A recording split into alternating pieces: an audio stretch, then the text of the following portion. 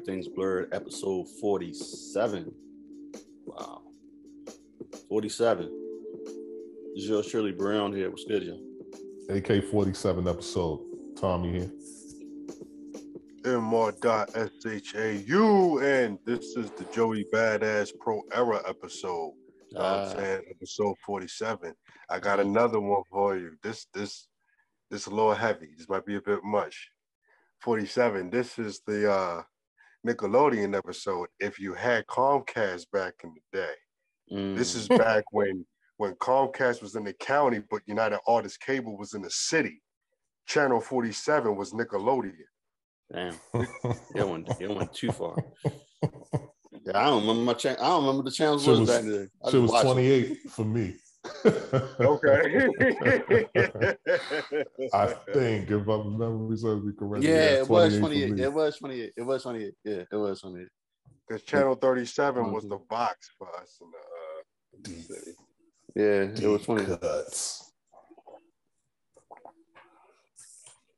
So it was good, man. Y'all good? Y'all all right? Yeah. Feeling good? No, it's Sunday.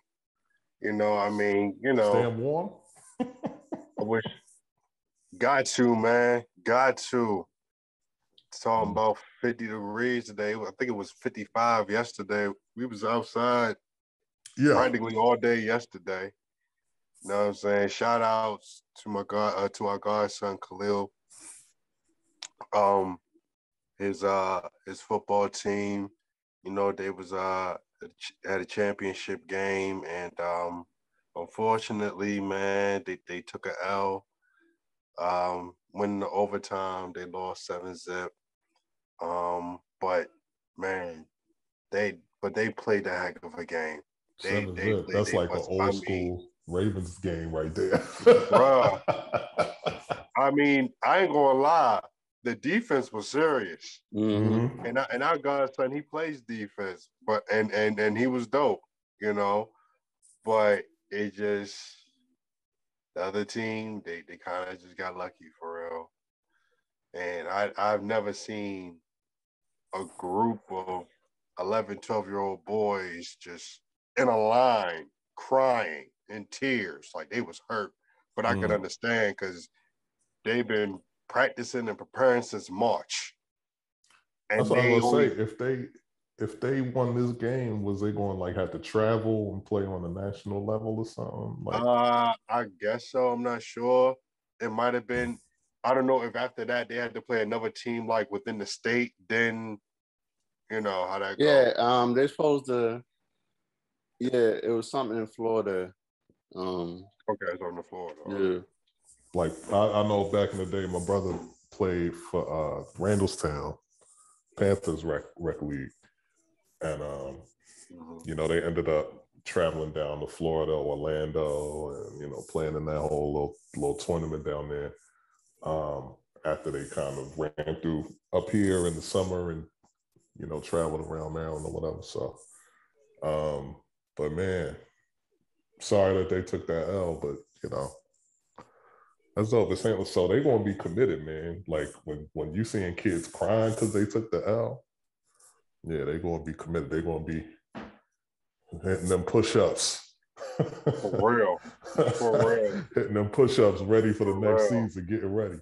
That's what's up. Tell him like, boy, get your couple days of being your feelings, but after that, like you said, hit them push-ups. You know what I'm saying? Do them dips. Get your pull-up bar, something. Exactly. Practice some running. Something, yeah, man. Take my pull-up bar, man. Take mine. You know what I'm saying? Mine ain't been getting no work. Yeah. But nah, man. They gonna be straight, and hopefully, next year be a better year for them. But until then, hey, you got school to deal with. So, all that frustration how you was feeling, put it to them books. That's all I'm gonna say. You need to get your good grades, man. So yeah, salute them. Salute to Cam as well, his brother. That's something they gotta learn early though. Yeah. Yeah. You know what I'm saying? There's something. It's funny how like they don't think about that until.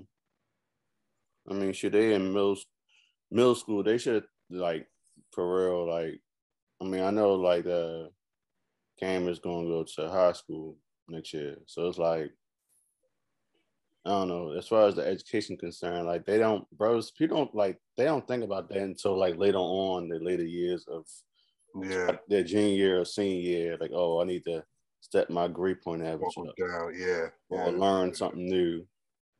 And also, too, gotta have that mindset to have a plan B. Because you never know how it's gonna happen. You could get injured your high school year or your college year, and then you need something to fall back on. Yeah, there's something, the passion that you had. This is a passion that you had when you was a kid. You know, everybody want to be a athlete or rapper, actor, whatever. So it's like you guys have something to fall back on. Yeah. Like they too busy looking at the glamour and glitz. And like, yeah, you want to have the signing deals and endorsements, you know, you want to win the championship, but not everybody be able to make it that far. Message. Yeah. Message. Exactly. Message. Oh yeah. The fuck this nigga talking about? Yeah. You don't know? No show. Or don't be a minute about drinking South Central juice in Yeah. So I want to get into it. Let's do it, man. Get into it. Let's get into it. Well, speaking of football, you know, let's just go get the football out the way. Let's get this bullshit out the way, man. You know, the Ravens had a short week. You know what I'm saying? We caught a dub and an L at the same damn time, man. You know what I'm saying? You know, Sunday. You know, this past Sunday we played. Thursday. No, Sunday. Who did we play on Sunday? It was all in the same week. Sunday and Thursday. Minnesota Vikings. We played the Vikings.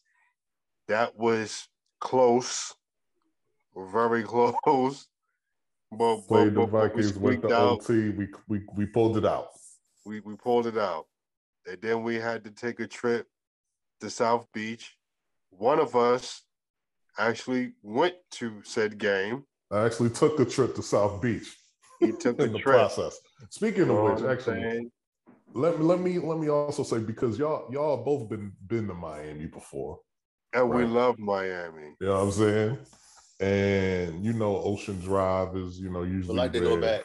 But I don't cats know. end up you ultimately end up there at some point, right? Checking it out. Florida been crazy, so I don't know. Yeah.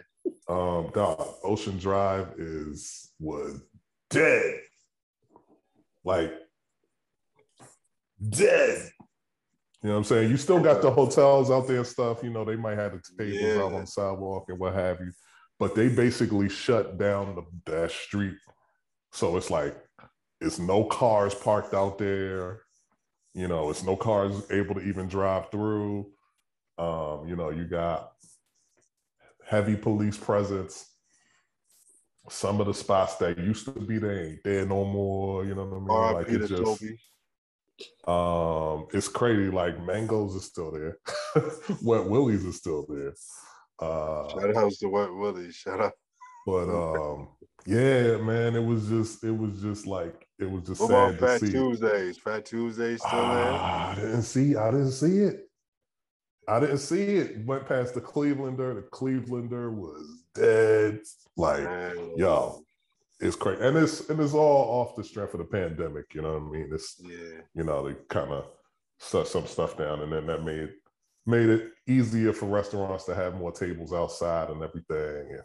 And that's cool. But yeah, I was like, yo, this is wild to me, like that it's like this.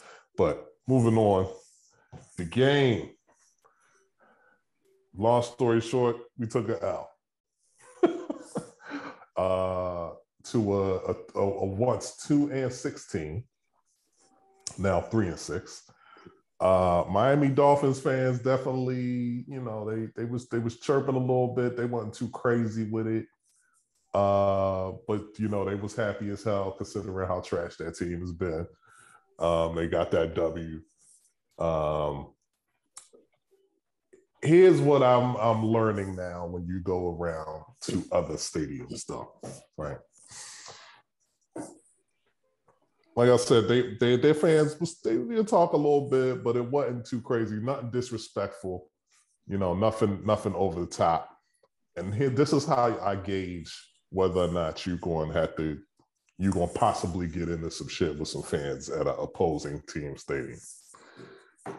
If when you go to the concession stands or whatever, and let's say you're getting like a bottle of water. If they hand you that bottle of water without opening it up and taking the top off and handing it to you without the top, you got nothing to worry about. Because in other stadiums, by law, they cannot give you that top because people you could refill it with something and seal it up and use it as a weapon to throw or whatever. Wow. So, you know, I learned that lesson in the city of brotherly love, quote unquote, Philly back in the day. And now we do it here too at M&T. And I'm sure there's other stadiums around the league that do it too. But down Miami, everything was all good. And the bottle was kind of like metal almost. It's like a tin type looking joint. It's not even the regular plastic water bottle. So I'm like, damn, if y'all giving out these bottles and the tops, oh, we got nothing to worry about. Cats is cool. So disappointing game, but no crazy situations jumped off. Everything was safe. Ended up commiserating with other Baltimore heads that came down to go to the game and was stranded out there until Uber came through, you know. Yeah, you know, but that's what it was. Wow. Crazy, man. Yeah. Crazy situation. Yeah, I thought, man, you know, we was going to turn them into grill mahi mahi, you know what I'm saying? We was going to turn them into some sushi or something, you know what I mean? But they had a better plan. They came ready. So yeah. Only thing they defense, man, came ready. You know, I will give their defense credit though, because there was times where you see like Lamar, something that Lamar would have been able to turn to like a 15, 20-yard game on other teams. You know, their defense had enough speed on the outside to keep it to like 5, 6, 7 yards, you know what I mean? So I'll give their defense a little credit on that. You know, I'll give them a little credit on that. They wasn't garbage. Now, offense wasn't anything special, but they managed to put up enough points to get it done. What's up with your man Sammy Watkins, though, dog?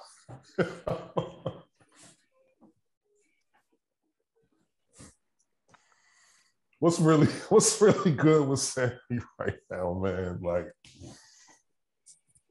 I can't call it. I mean,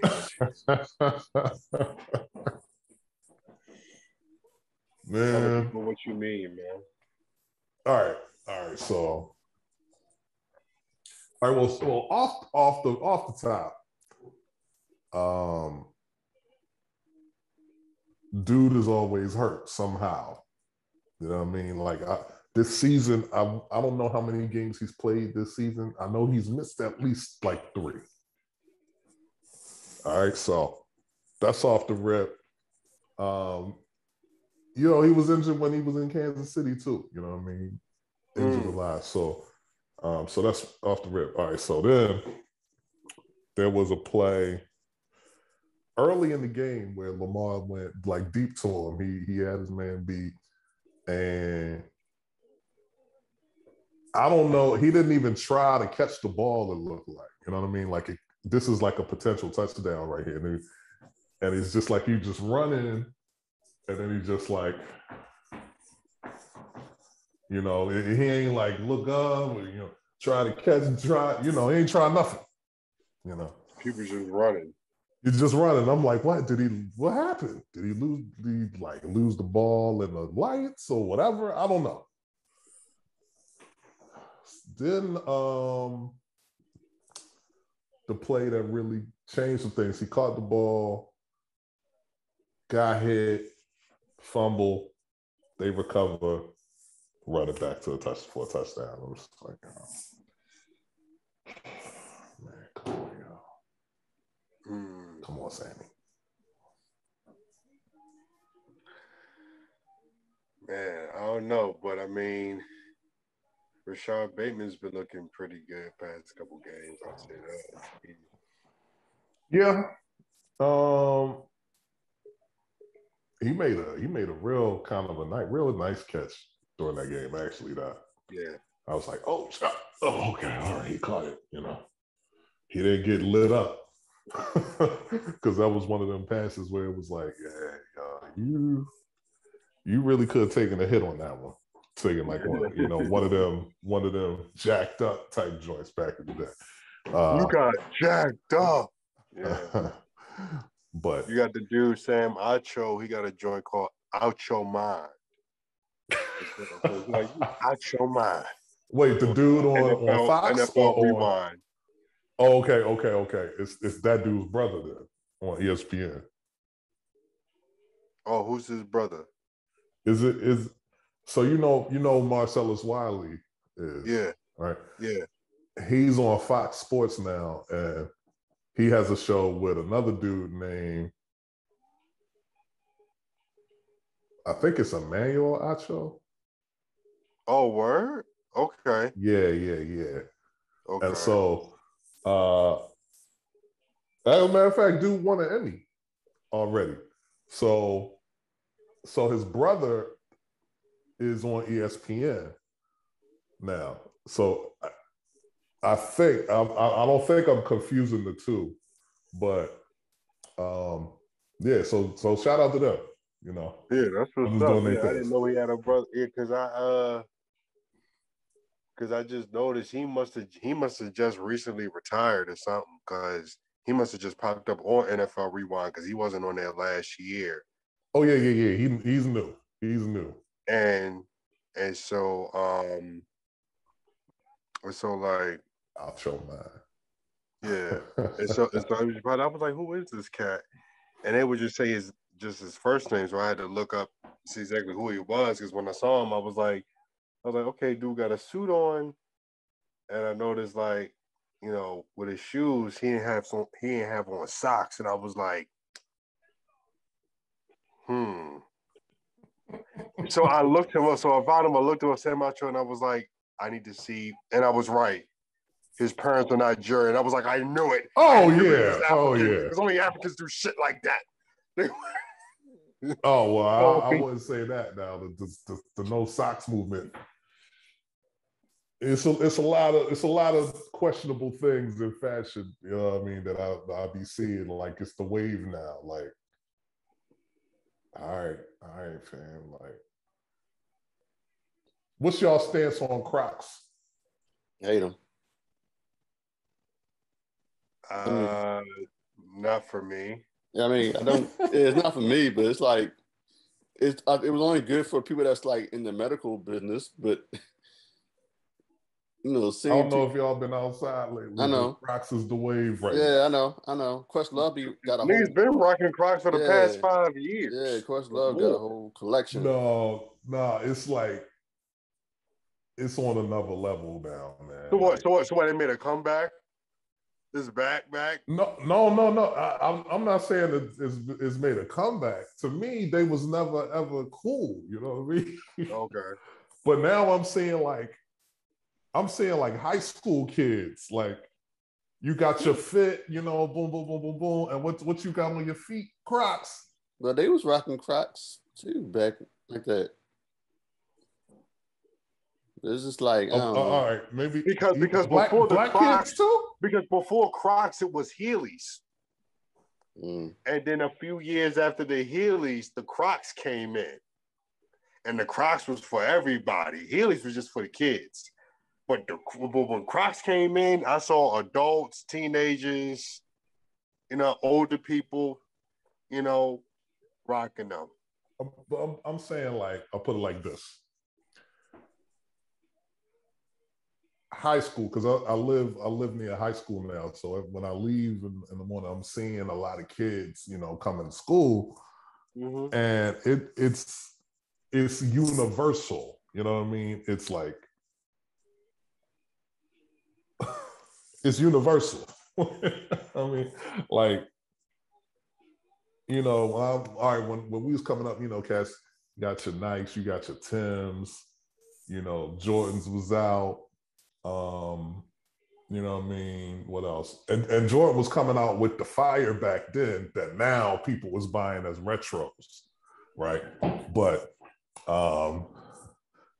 and you know what I'm saying? You just had certain joints that was like everybody kind of rocked with. But you wouldn't see everybody wearing the same exact shit all the time. Outside of, like, you might have some Air Forces, you had some Tims, certain style of Tims. You know what I mean? Air but there was still Forces, variety within. Nike boots, New Balance. Sauconys, the 574 New Balances, the gray ones. Yeah. Everyone had a pair of those. Yeah. Sauconys, but yeah. Let's look back. Tailors. But what I'm saying now, you see, I could go and see nothing but Crocs, and then maybe you might see somebody with a pair of, like, some other sneakers on or whatever. But Crocs is like number one right now among everything. You know what I mean? That's what I mean. Like, I've never seen it like that. Like, crazy. The only time I seen Crocs number one like that was if you had to go to, like, a hospital or something, and you see all of the medical staff and I feel you, but I've seen it outside of the hospitals many times. So just say I'm not really tripping off this. It is what it is to me. This is amazing. This is blowing my mind. This is blowing my mind. Because it's like you got the Crocs, you got Vans out here. True. With J's, it all depends. You'll see certain people with certain J's on. But it's rare that you see people rock them that first week or whatever they come out. Maybe the week after they come out, maybe. But it's not that common when back in the day when you could, when it was like you got there early enough to get a pair, you was rocking them that whole weekend. And you saw mad niggas with them J's for like the first like month or so. You saw them but now it's a thing of, since it's so hard to get them, you barely see cats rock the depending on like where that, but they you like at, really come out like that. That is true, but it also depends on where you rock them at. I mean, like when I was at my godson's football game yesterday, I had on my retro threes, the royal blue joints. And nobody else have them on like that. You know what I mean? But I saw somebody else have the threes, the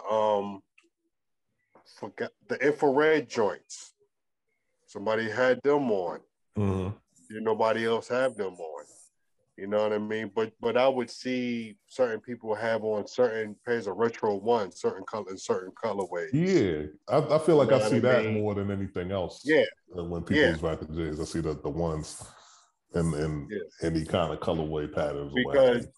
Because they're the, like, price wise, they're a lot more reasonable than the other ones. You know what I'm saying?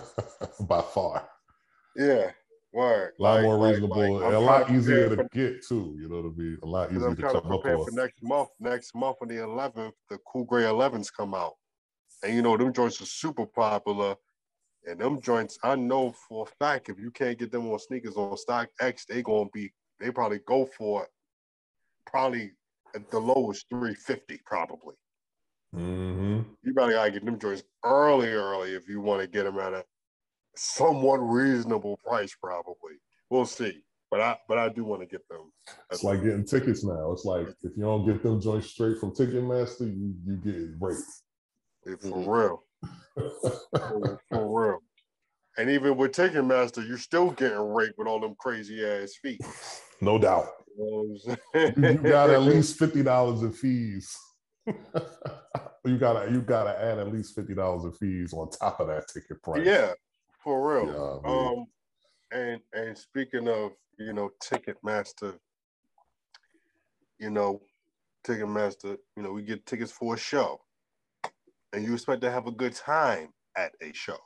I'm going to a show later on tonight. Tech Nine.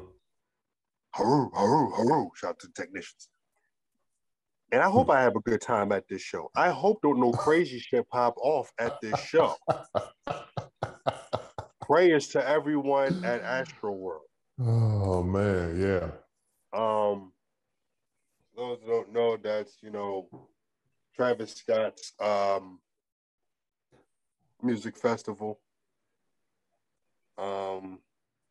And a lot of shit went down. A lot of festival goers suffered some injuries. Yes. Some lost their lives. Yes. Because did the stage?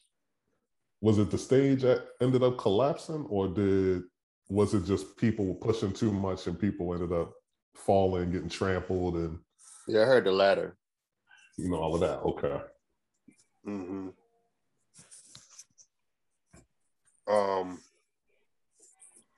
And certain people is pointing blame at Travis Scott because they saying that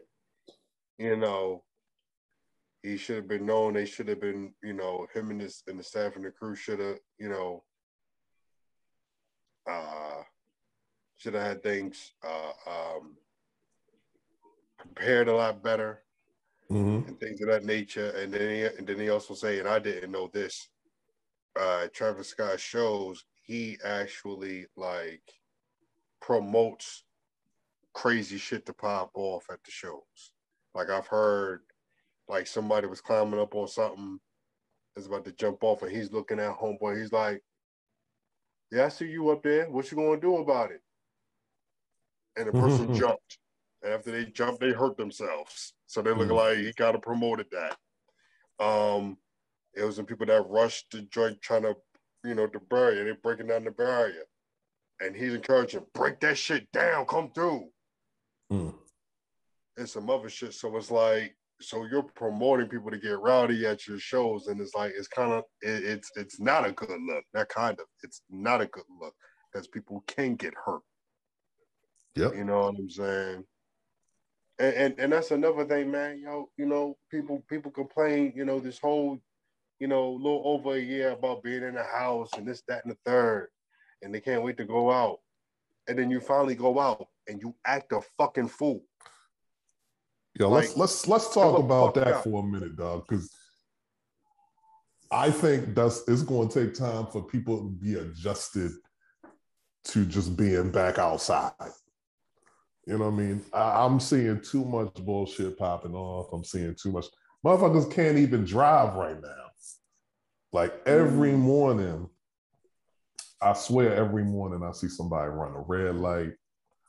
I see 2-3 people in their phones to the point where the light done turned green 5 seconds ago and you still sitting there.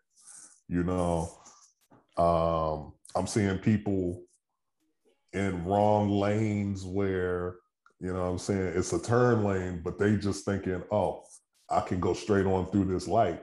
And they fuck around and almost cause another accident you know what I mean? Like every day. Straight, no exaggeration. Every day I'm seeing this just on the road. So, I'm just factoring further in, like people just, you've been cooped up in the house or whatever for damn near 2 years now. Niggas basically been on house arrest and shit. I feel like with this pandemic. And yeah, people just need to like chill out and adjust to being back in public and like, yo, stop acting like fucking idiots, man. Like come on now. Like, come on. Yeah. And also too, it's like, I don't know.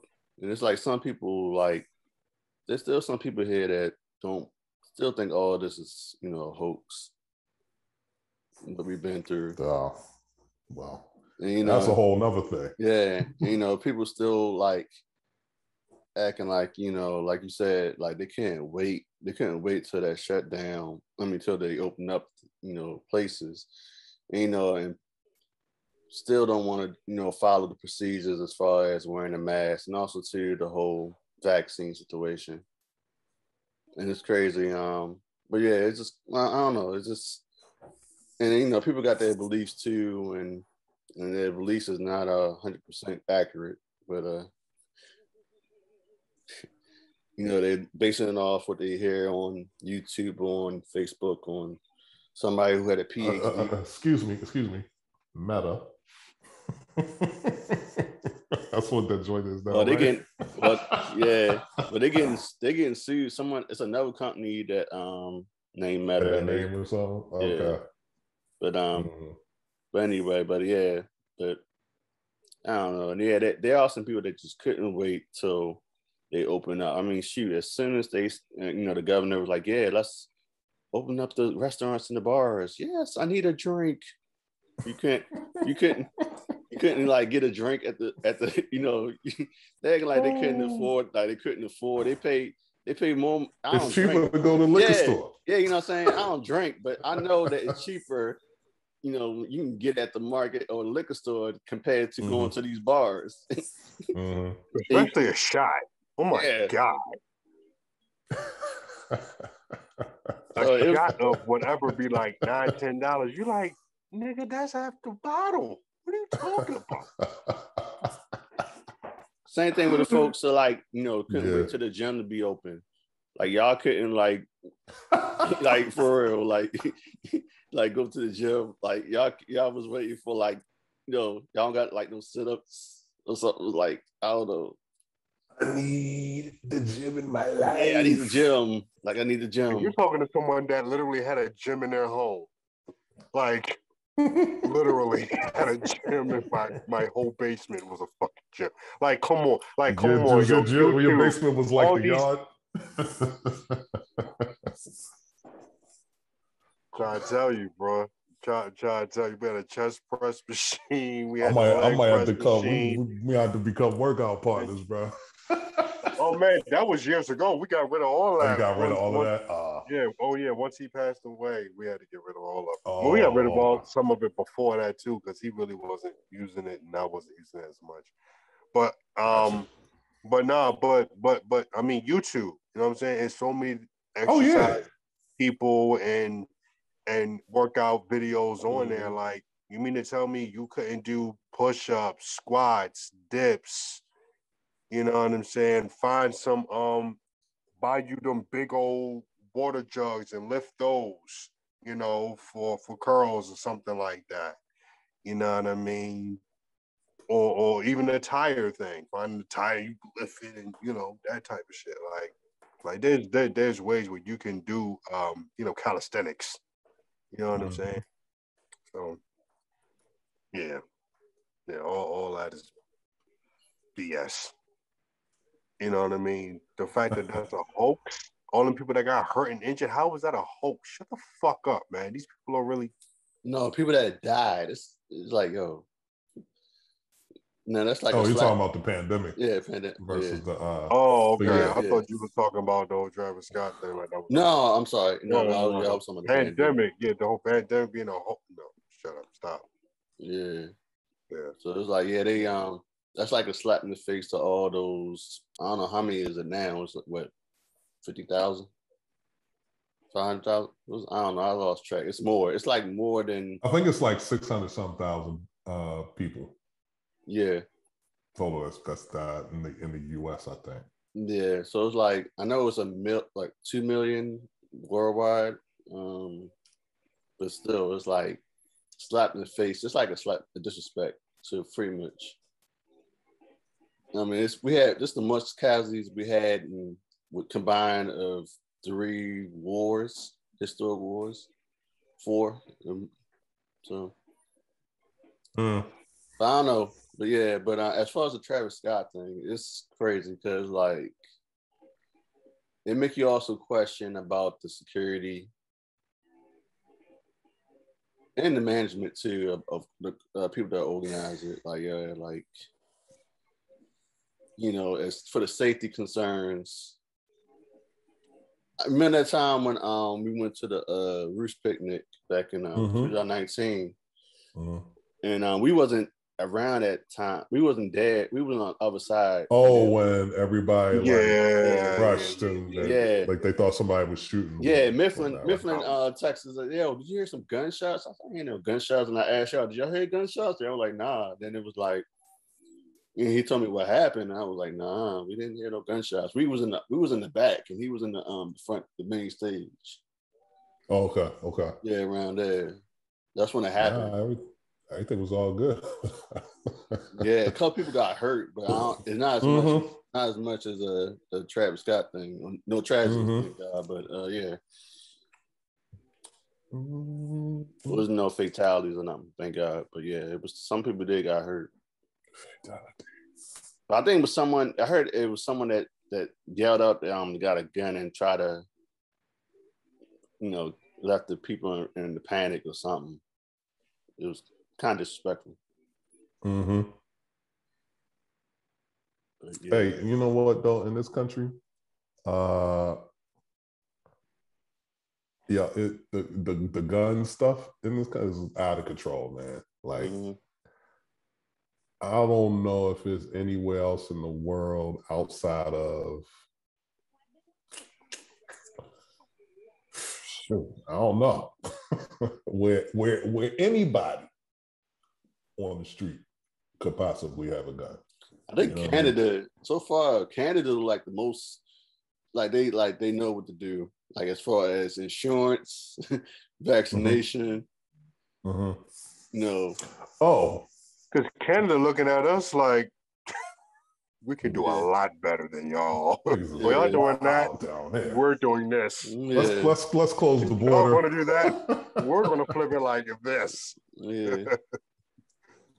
Let's close the border, please. Yeah, it's ridiculous, man. Everybody got insurance, no matter what your income is looking. Everybody has insurance up there. You know what I'm saying? It ain't like how it is up here where it's like the money issue. It's universal, right? Universal healthcare up there in Canada. I mean, even in Mexico, people will go to Mexico to have a surgery and get certain medications and then come back to the US and save, $30,000 by doing that by doing it there instead of having it done in the US.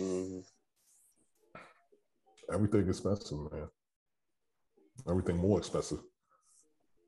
There's a shortage on everything. You know what, Black Friday this year is going to be crazy. Is always crazy, but going on right now. I mean, this is gonna be but this is gonna be. I've been checking for my online. Yeah. Me too. TV stand and then new monitor. Yeah, but this is gonna be the first time since they had everybody. They didn't do it last year. When they're gonna let people actually go to the store and shop. Yeah, it's gonna be crazy. He's gonna be skipping Thanksgiving dinner like, yo. I gotta be in this line, dog.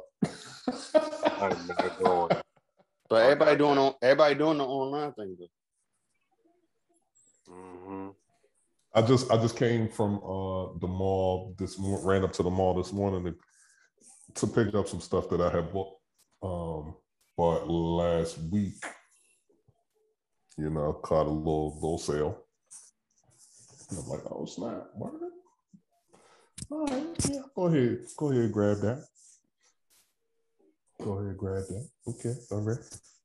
Nothing crazy. Just some house shit. Like need some sheets for the new bed. You know what I mean? Some sheets that fit.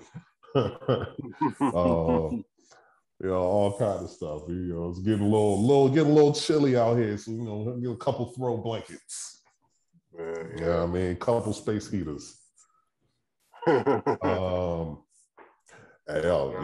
space heater game these days is crazy, man. Like, I'm gonna be much more prepared next year. I've had the same one for the past decade or more. Yeah, I had it for more than a decade, and love it every time. Be like, yo, we ain't cutting this furnace on yet. Doing that's about to be me next year. As soon as I get in the crib, it's like 40 something. I crank it up, kind of high, let it kick in, and then I bring it down a bit. Level it out. Boom. Straight like that. You know what I mean? And sometimes I just have a hoodie on, for certain areas that's not as warm in the house. Yeah. And they are, you know what I mean? Then when I go over trade, sometimes I gotta have a hoodie on because I think I'm hotter quicker than what she is or something like that, vice versa. Yeah, some people like it. Temperatures. Yeah, true. And then when she do makeup, she has the air on no matter what because she sweats when she's putting it on. And it's like, it's probably, do she use like certain kind of light in the bathroom or whatever to make sure she can really see what's good? And because them lights be hot. Yeah, I think it do. I think she used like certain lights or whatever, and then it'd be a trip because like one time it was her and her niece, and it was for her niece's birthday or whatever, and they was doing the makeup for each other. They got the air on. This is in March, so it's like maybe 50 degrees outside. I'm sitting in the joint shivering. I had to put my hoodie and my leather jacket on. You saying 40, 50 degrees inside? Outside. Okay. Outside, but they had the air on inside. And because they had the air on inside, because they both was doing their makeup, I had to suffer. Yes. I'm sitting in there and I'm hungry. So I'm in there with hoodie on, leather jacket on, hat on. You got the scully on. In the fucking living room. And then we get in the car and go, and I put the heat on, and this woman had the nerve to say, "Oh, you're gonna put the really? You're putting the heat on? Oh, you cold?" And I looked at her. Oh, poor baby. I was like, "Are you fucking kidding me? I gotta." She said, "Oh, now you're coming at me with an attitude. You got me freezing in the fucking living room, and I'm hungry. You know I was hungry." I'm a big crowd. You coming at me with an attitude? I just asked the question. I'm like, let me have the heat, and this is in my car. I fucking paid for. Give me 5 minutes of heat. Give me 5 fucking minutes of heat, and then I'll turn it down, and your precious makeup will still be on your pretty damn face. What? Are you kidding me?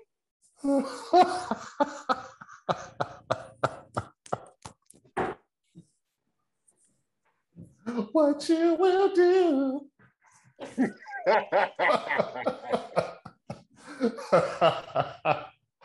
All right, man. What we on to next, man? Well, shout out to Missy Elliott, who got the Hollywood Star Walk of Fame a couple days ago. Can we just get a versus Missy Elliott and Friends the same way they did D'Angelo? I told Sean that. I said, yeah, like they should do a Missy and Friends, and like same thing with who else did I mention? Buster. If since ain't nobody don't want to go against them, just have Buster just. Yeah, somebody says something that was like they talked to 5 different people, and still no one wants it with Buster in a Verzuz. People are scared to go at Buster. I understand that though. You know what I mean? I completely understand that. I completely understand that because with Buster,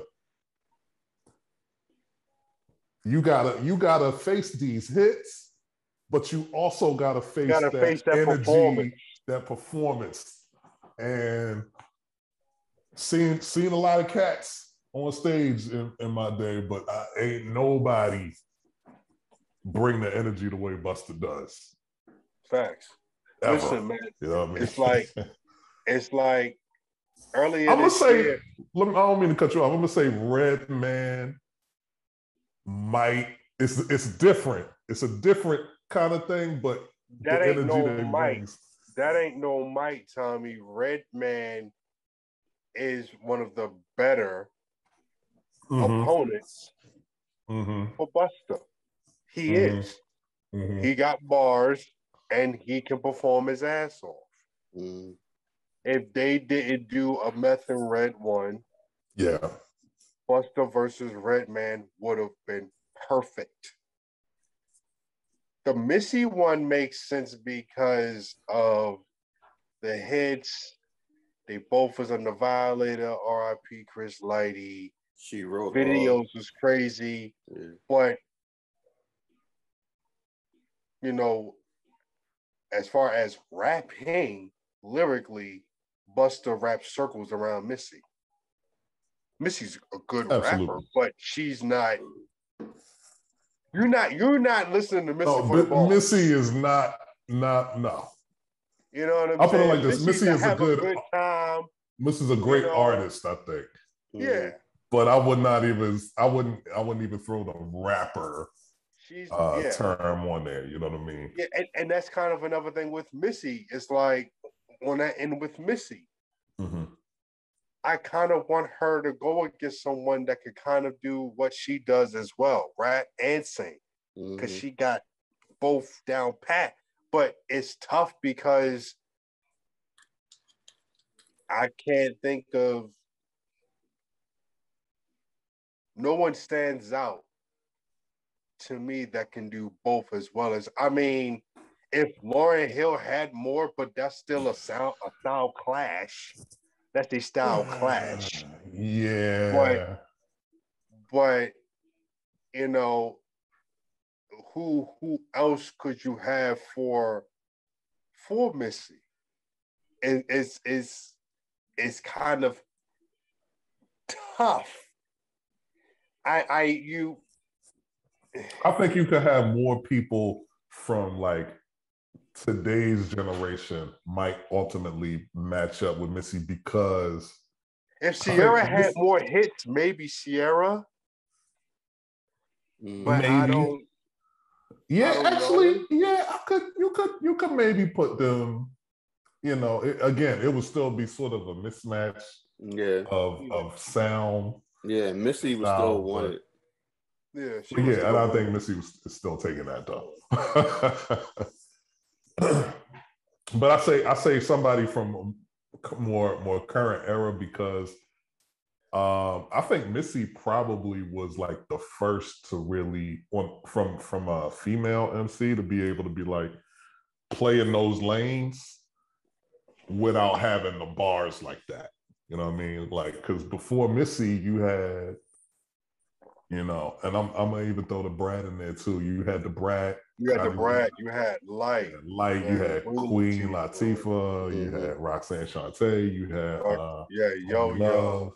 You had Yo-Yo. You had Lady of Rage. You Yeah, know, they was all Foxy. bringing Digger, bars. Digger, first name Rush. You had Rod Digger, no doubt. They came out around the same time. Yeah. But what I'm saying is, as far as like, if you, as a female, you came with bars because they wanted to be female MCs. Yeah. And Missy, I think Missy's probably considers herself an MC too, but she also had much more versatility with what she did musically. Yeah, 100%. Or if she does it against Busta, it'll just be for the rap shit.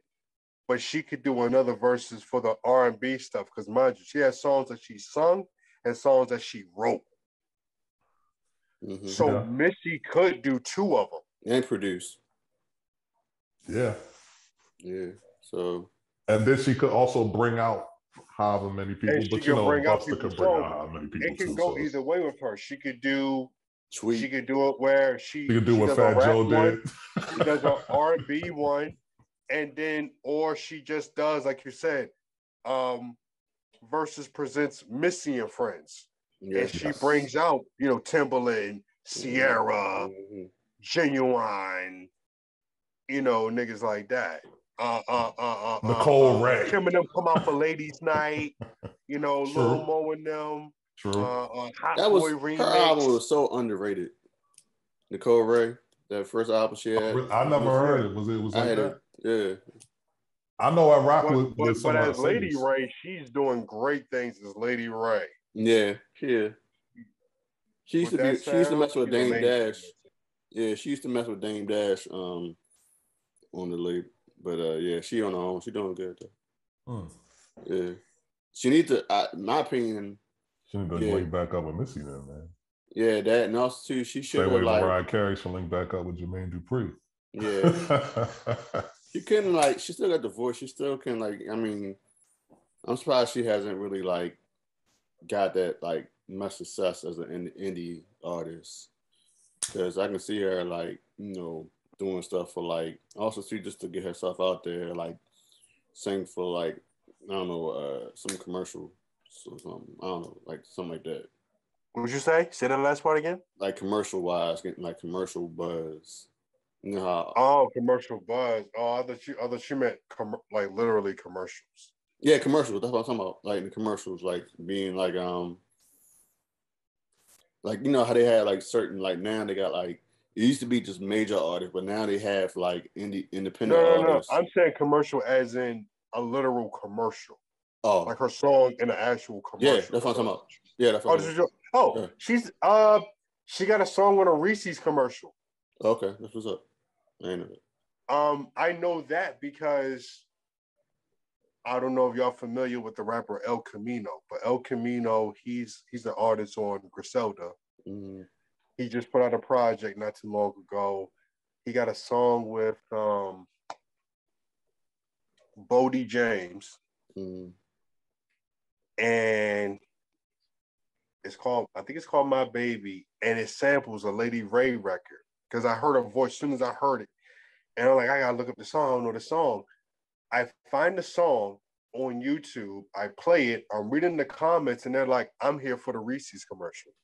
Mm.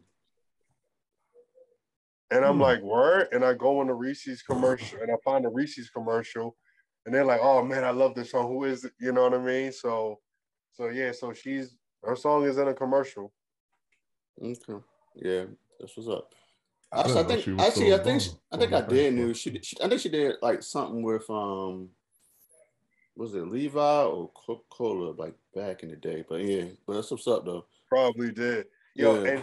and I'm one of them people, man. When I hear an artist that I really rock with and people don't know about like that, I hear their song on a commercial, I get so when I heard Rhapsody do the DoorDash commercial, I lost my mind. You thought she was family. I was like, yes, she out here. They know. And then Gift of Gab, may he rest in peace. I didn't even know he died. And till B said something. And I was like, yo, Gift of Gab. That's what's up. And I've heard lately 47 stuff on some stuff, and she does the theme song for Bird Girl, and I'm like, what? She's on a theme song? Like it's just ill because it goes from like even back when I know you remember when the NBA awards, Russell Westbrook won the MVP that year. There was he's a Jordan he's a Jordan athlete. And they had the animated commercial where the trophy was talking and rapping and singing. And I'm listening to it some more, and I'm like, Fonte. That's Fonte from Little Brother. What? Yeah. Like, lost my damn mind when that happened. So, yeah, he's been getting shout out to Fonte, from Boondocks to Sherman Showhouse. That joint's hilarious. It's on what channel is that? I was gonna say Sundance. No, the IFC channel. It's like a independent. Yeah, it's a it's a spoof. What is it? It's called Sherman Showcase. Oh, does that still come on? I don't know. I know I need to watch that joint. Yeah, I know they did like something on Juneteenth this year, and that was hilarious. For real? I know John Legend. He executive produced. He one of the executive producers. Yes. And I think Fonte is too. So Tommy, if you're not familiar, it's like a spoof on Soul Train. Because it went viral because they had a video. They had a song called "Drop It Low for Jesus." Yeah, "Drop It Low for Jesus," and then also too. Actually, they had on Juneteenth. The Juneteenth. Where's some Kente? Where's some Kente? There was like a house music joint. Where's some Kente? And they was making fun of It was like just around the time when Nancy Pelosi and all them were Kente. For real? Yeah.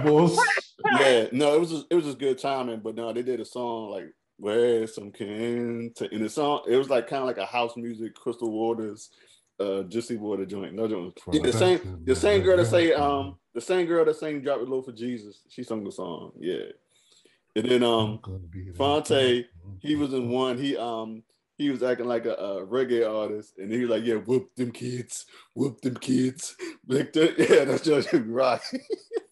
Whoop the kids, whoop them kids. Swing the left, swing the right. He sounded like he's like a mix of Super Cat and like Beady Bad, but it's like hilarious. Since 1992, you listen. For Chicago's finest, sorry, Charlie, singing about one of our favorite fabrics, Kente Cloth. Yeah.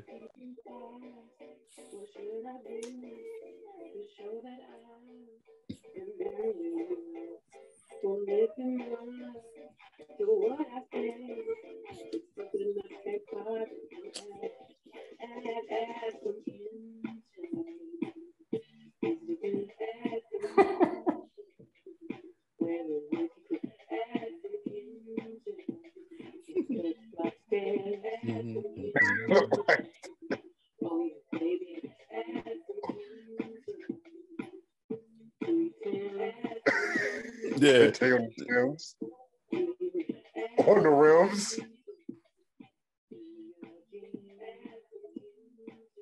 Yeah, but I gotta watch I haven't watched any of the other episodes. I heard it's hilarious though. But Fonte, he does help out with the writing. Oh, that's dope. Yeah. So I think he is one of the producers. But yeah, shout out to him. But speaking of Verzuz, you heard about the new Verzuz, right? New joint on Thursday? Coming this Thursday? No, it's coming in December. Like the first. No. It's Bone Thugs and Harmony and 3 6 Mafia. Okay, they lock that down. Yeah. Okay, they locked that down. Yeah. I didn't know that it was official now, but I did see I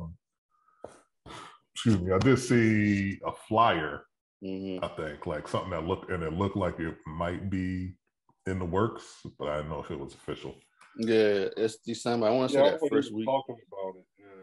Yeah, December 2nd on Thursday. Okay.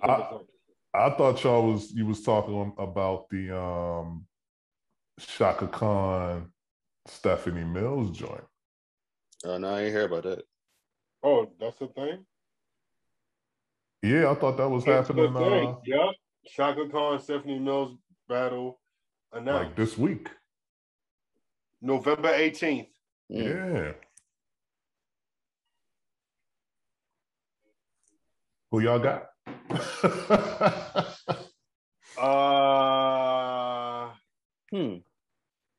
I need a take right now. I mean, they both they both legends. I was more I'm more familiar with Shaka Khan's catalog than Stephanie Mills. I'm more familiar with Shaka's than Stephanie's as well, but I know I do love something in the way that makes me feel. That's the joint. Yeah, that's joint. No doubt. And Home, of course, hit that. That's gonna be her last song. That's gonna be the last song. Of course. Shaka looks amazing. Definitely look amazing. Yeah. I'll go with Shaka. I wonder if Rufus is gonna be there. If there's, I don't think all of them. Well, the surviving ones. Yeah, I don't know if it's all. But yeah, but Shaka, shoot. I mean, yeah, because a lot of people don't know that. I Feel For You. That was originally Prince wrote that, and that's originally was. Oh wow. His song. So she got songs, and also I think Stevie wrote some songs for her. Man, so yeah, Stevie had to write for like something for everybody at some point back in the day. You know what I mean? Like, if you was a black artist and had some talent and a following, you gotta have like something Stevie wrote in your catalog. Yeah, it's between Stevie and Smokey Robinson. Smokey Robinson still like Stevie and Smokey. He hold it down. He hold down the whole like the early days, 30 years of Motown. Like that was all him. So it's like, so I don't know. I mean, both of them, I want to say I'm more Shaka than Stephanie, but I agree with you, Sean. Something the way that makes you feel, that was the joint though. It makes me feel good to be you. Word. All right. Cool. And what you gonna do with my loving? Tell me. Yeah. But yeah, Shaka though, from like saying for Rufus, her joints, her solo joints. Like I said, Stevie wrote for her. Quincy, she did some stuff with Quincy Jones. You know what I'm saying? So it's like, Prince, So it's like, side note, Quincy Jones. I remember he did an interview probably maybe like 3-4 years ago. And he was saying some things in there that was a little bit like, oh, you talking about a couple years back when he was talking about So what I'm wondering is, has a book come out, or has the memoirs of Quincy Jones or whatever? Like, I'm surprised it hasn't, but I know I still need to check out that documentary he did on Netflix. I'm not surprised. Did he do it, or did somebody else do it and he was in it? I think he was. I know. I mean, he's in it, but I think he was. He put the whole thing together. Like help him up. Help him put it together. But got you. But as far as the book, I'm not. It should be he should have a memoirs book by now, so I'm not surprised. But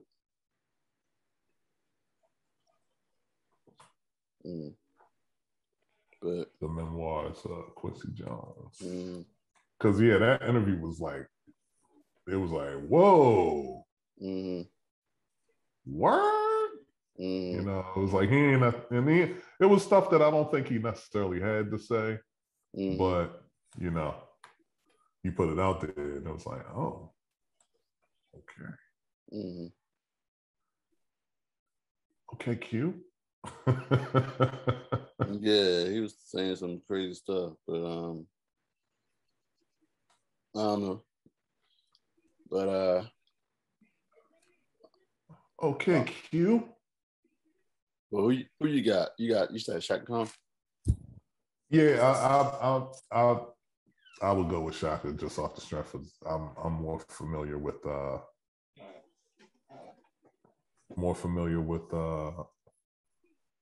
her catalog than Stephanie Mills. Mm-hmm.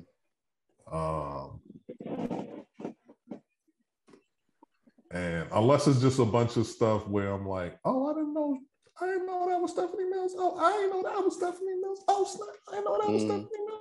You know, unless it's like one of them type joints, you know, where like, because I think like, for instance, with the Earth, Wind, and Fire and the Isley Brothers verses, I think folks, you know, respected the Isley Brothers for, you know, what they had with the catalog, but I don't think a lot of cats really knew how much they had in the catalog, you know, how much they had in the bag. And I think it was, I think most people went with Earth, Wind, and Fire, but I was like, oh, I think y'all sleeping on all the work that the Isleys done put in, you know what I mean? No disrespect to Earth, Wind, and Fire. But also I think that the Isley Brothers was a little more, I think they was a little more prepared. Than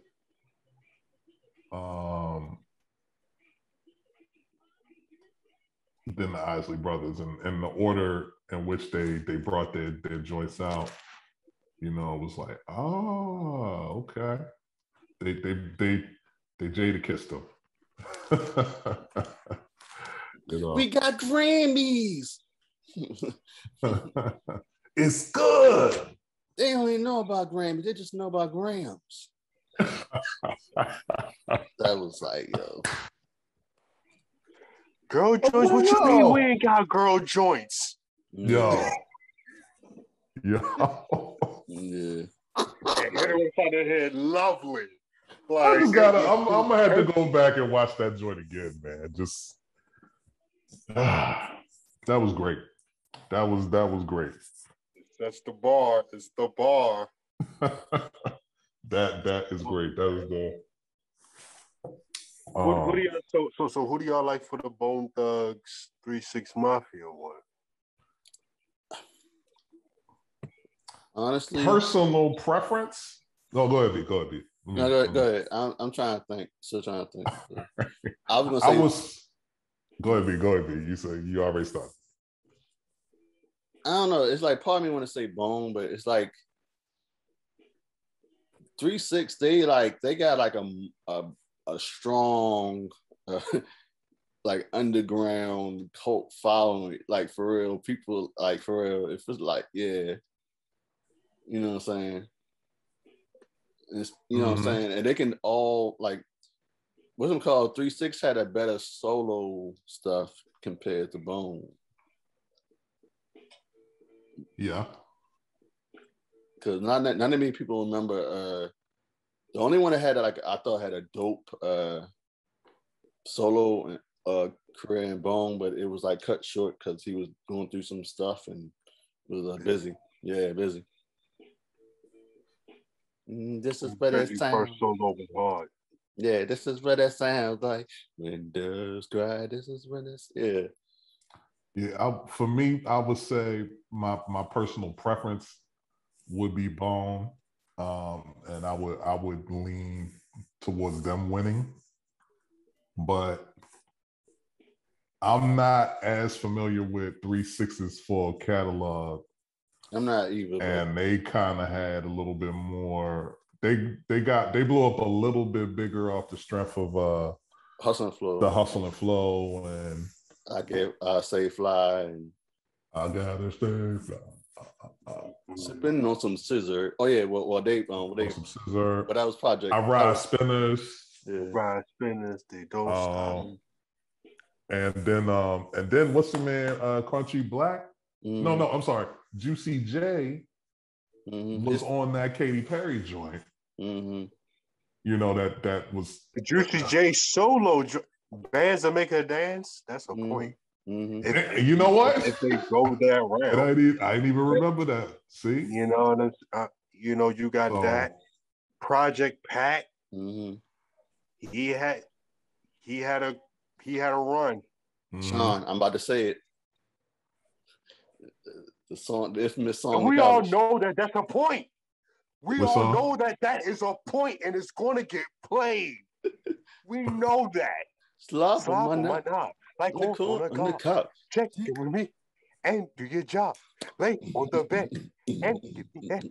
Don't have to ask. Don't have to beg. Juicy is my name. Come on, that shit goes on. It goes on. And that's your curly head. Please don't touch. You're a little freak in Hollywood. Sucks on dick. Does it real good? Come on, that is the point. They got nothing for it. I will say this, Bone. I'll give you. We all know Notorious Thug is a point. Yeah. We all know the Tupac joint is a point. Yes. We know that first of the month is a point. Exactly. Yo, that Pac joint was when that Pac joint came out. Crazy. That goes crazy. That song is Black Air Force One energy before Black Air Force One energy. I'm trying to tell you. Yeah, first of the month. And of course, they're gonna end it with Crossroads. Come on, you know that's right. Of course. Oh, of course. Either Crossroads or Thuggish Ruggish Bone. Yeah, first of the month. Oh, yo. For the love of money. Yeah, for the love of money. Begging on the corner straight slaying your rocks. Oh, shit. Here comes the motherfucking cops. Yo, so I got two. And I house behind the tree, making sure the motherfuckers don't see. I got 3 underrated cuts. They better play it. They have to. One is the Mariah Carey breakdown. Breakdown. The joint on the Mariah Carey's Butterfly. It's been a minute since Mariah was doing that flow too. Okay. And then so we got that. The Days of Our Lives off the Set It Off soundtrack. Okay, yeah. I kind of remember that. Yeah. And the third one, it was a joint though, but it was off the Batman and Robin soundtrack. What was the name of that joint? Yeah, it was off the Batman and Robin soundtrack. And you know, we're talking soundtracks. You know what 3-6 gonna hit you with? It won a Grammy. No, and also Whoop That Trick. Mm-hmm. Actually, I'm sorry, Whoop That Trick wasn't theirs, but they another point might be another point they might get is the joint with for 3-6, the joint they did with the Hot Boys. Mm-hmm. If y'all remember that joint, they did a joint with the Hot Boys that was one of the hardest shits I ever heard. I think I might have to, now that we're talking about this stuff, I might have to check this out. I never really listened to all of their music like that, all of both acts' music like that. It's 1999, Easter 1999. But I meant to go back and listen to them joints. Because with 3-6, I've always been a fan of their production and not a big fan of their rapping as much. Mm-hmm. But the times where I've listened to Juicy J, he's cool. I always thought Lil White was dope. I feel like I need to listen to some more Project Pat because some stuff I've heard of Project Pat recently was all right. So I'm like, maybe I missed out on Project Pat. Maybe he has some shit. Oh, they probably gonna play Don't Save Her. She don't wanna be chicken. Yeah. That's true. They got some joints, man. Damn. Heck yeah. You know what? Yeah, they got. I might have to go 3-6. That's why I said my personal preference is probably Bone, but now I'm thinking like, damn, they did have that. Yeah. I might have to rock with 3-6. Yeah. Yeah, the Bone Thugs and Harmony song I was talking about off the Batman and Robin. It was Look Into My Eyes. It was off the Batman and Robin, and it was also on the Art of War. Not the Buju Banton one, right? Huh? Not the Buju Banton one, right? Oh, nah. See, look into my shoes. Yeah, he was on that Yeah. But yeah, I might have to go 3-6, man. Sorry, I got to worship the devil. Yeah. Don't apologize to us. Apologize to God, man. I know. Sunday too. Oh yeah, he's still like off the Kendrick Lamar. Real. I know, right? Yeah, God is real, nigga. Like, all right, Dad. God is real. I don't know why I want this. Yeah, I remember my first play that's for you, Tommy. That's you bust out loud. You couldn't stop. That was hilarious, right? That part right there. Just because it's in the moment you hear like it's like, okay, this is like some real shit. Like it's people talking to him, you know what I mean, trying to impart some wisdom, and then it's like, God is real. It's like, whoa. No, but it's funny because that whole album, like, you saw different sides of the father. Like, first he was fussing him out. Yes. And then he was, he was drunk. He was singing in the background. Yeah, his mother called him, and he was in the background. Yeah. Hi, baby. So then when he sobered up, I was like, yeah, sorry to hear about your homeboy, but you gotta understand. So God is real, nigga. Like, you know what I'm saying? Yeah, man. Yeah, I might have to check out both of them joints, see what they talking about. But salute. And salute to Swiss and Tim, man, for this amazing platform. You know what I mean? Yeah. Real quick, let's stay on music. Silk Sonic finally dropped. Did y'all listen to it? What y'all think? Yeah, I thought it was gonna be a little longer than that, than 9 tracks, but it was cool. Like I said, like I told you yesterday, it should have been dropped out in the summer. Yeah. I have not heard any of it yet, but I've heard some people's thoughts on it or whatever, and seen some people's thoughts. Folks is really rocking with it. I didn't know that it was only 9 tracks though. So when you say like, yo, not a skip on the entire album. Okay, but it's only 9 tracks too. So Yeah. It better not be no damn skips, as long as like they've been working on it for a little bit though, right? Yeah, you would thought it should have been dropped. It should have dropped out in the summer because they're like some of this. Because Leave the Door Open dropped both of these. Because Leave the Door Open dropped around January, so you would think like, yeah, at least around the summertime we would have it, had a whole joint out. You know what I mean? Yeah, and it's like they just meshed well together, Bruno and Anderson. But I'm more happy for Anderson compared to, Bruno, we already knew he was but I'm happy for Anderson because people know him. People it gave him more notice. Like he's definitely a household name now. You know what I'm saying? And I like how they just mesh well together. They both talented as far as the singing, the writing, and they can play different instruments. Yeah, and all that stuff. So yeah, they really just mesh well together. So yeah, I thought it was gonna be longer than 9 tracks. I thought it was gonna be like at least another probably like 13. Maybe like another 3-4. Yeah, at a minimum. Yeah, and I was hoping to have like another like some features. They only had like Bootsy Collins, Thundercat, so like things like that. But yeah, I really did thought they was gonna. But yeah, they should have dropped in the summer. I still personally feel like they should have dropped this in the summertime, like sometime in July or August. So, what you think? No skips, or you think there is some skips? I only heard it once. So for your personal preference. Okay. Yeah, I only heard it once, but I heard it straight through. I mean, it didn't.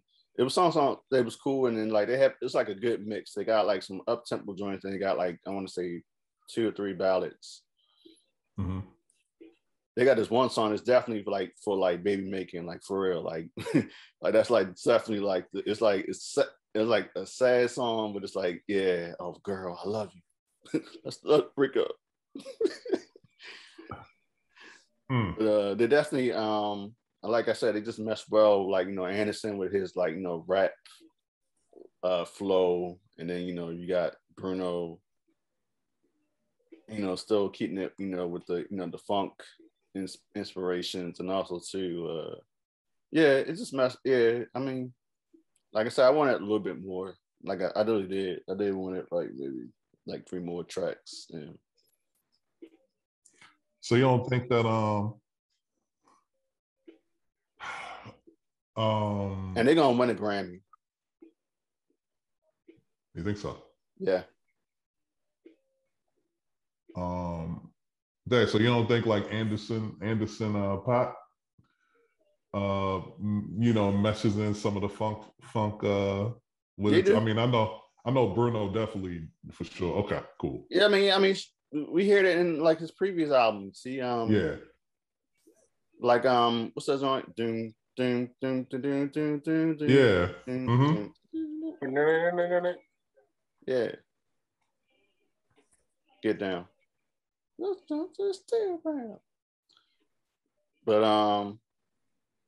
But yeah, it's just definitely actually I ain't gonna lie, it kind of did mesh, like they brought both their styles together. I mean, it kind of like the same, but like to me, Anderson is more I would say underground. Like he definitely focused on the hip hop level compared to Bruno. Bruno is like R&B and the pop-ish. I mean, he hasn't done like any hip hop stuff in a long before when he started doing hooks for like B.O.B. and all them people. Travis McCoy. Yeah, Travis. Yeah. So, but they like I said, their styles just meshed well together, and they definitely like did that. But yeah, the smoking out the window, that's like the joint. Mm-hmm. This bitch got me. The video's funny though. I haven't seen the video yet. Yeah. I only heard it one time, but I know I'm going to revisit this album. Yeah. Or EP, whatever you want to call it, project. It just restores a feeling that is missing in R&B for a good while. Mm-hmm. Them, I feel like Silk Sonic and Tuxedo. That's the group with Mayor Hawthorne and Exile. Mm-hmm. They bring a certain style of R&B. Jake One, excuse me. Yeah, Jake One. Yeah. Jake One and Mayor Hawthorne. I'm just so used to that Stone's Throw connection, or just underground Cali connection. Mm-hmm. So Tuxedo and Silk Sonic bring a style of R&B that have been missing. That Tuxedo brings that 80s funk, soul back into the mix, and then Silk Sonic just brings that. They bring the funk, they bring the soul in, and along with some traditional R&B. You haven't heard traditional R&B in a good while, because the R&B that's popping now is more hip hop oriented, more rap oriented with the samples. They're sampling a lot of stuff that we grew up listening to now versus what our parents listen to. You know what I mean? So whenever you peep something that when you listen to like what Summer Walker is singing off, or if anybody works with her,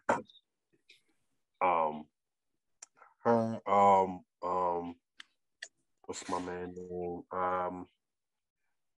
What's my man name? Heatmaker, aka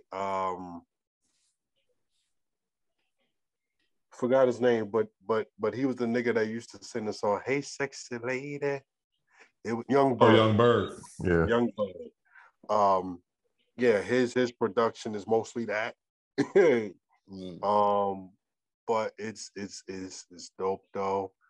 But you know, sometimes you just kind of miss, you know, just traditional R&B.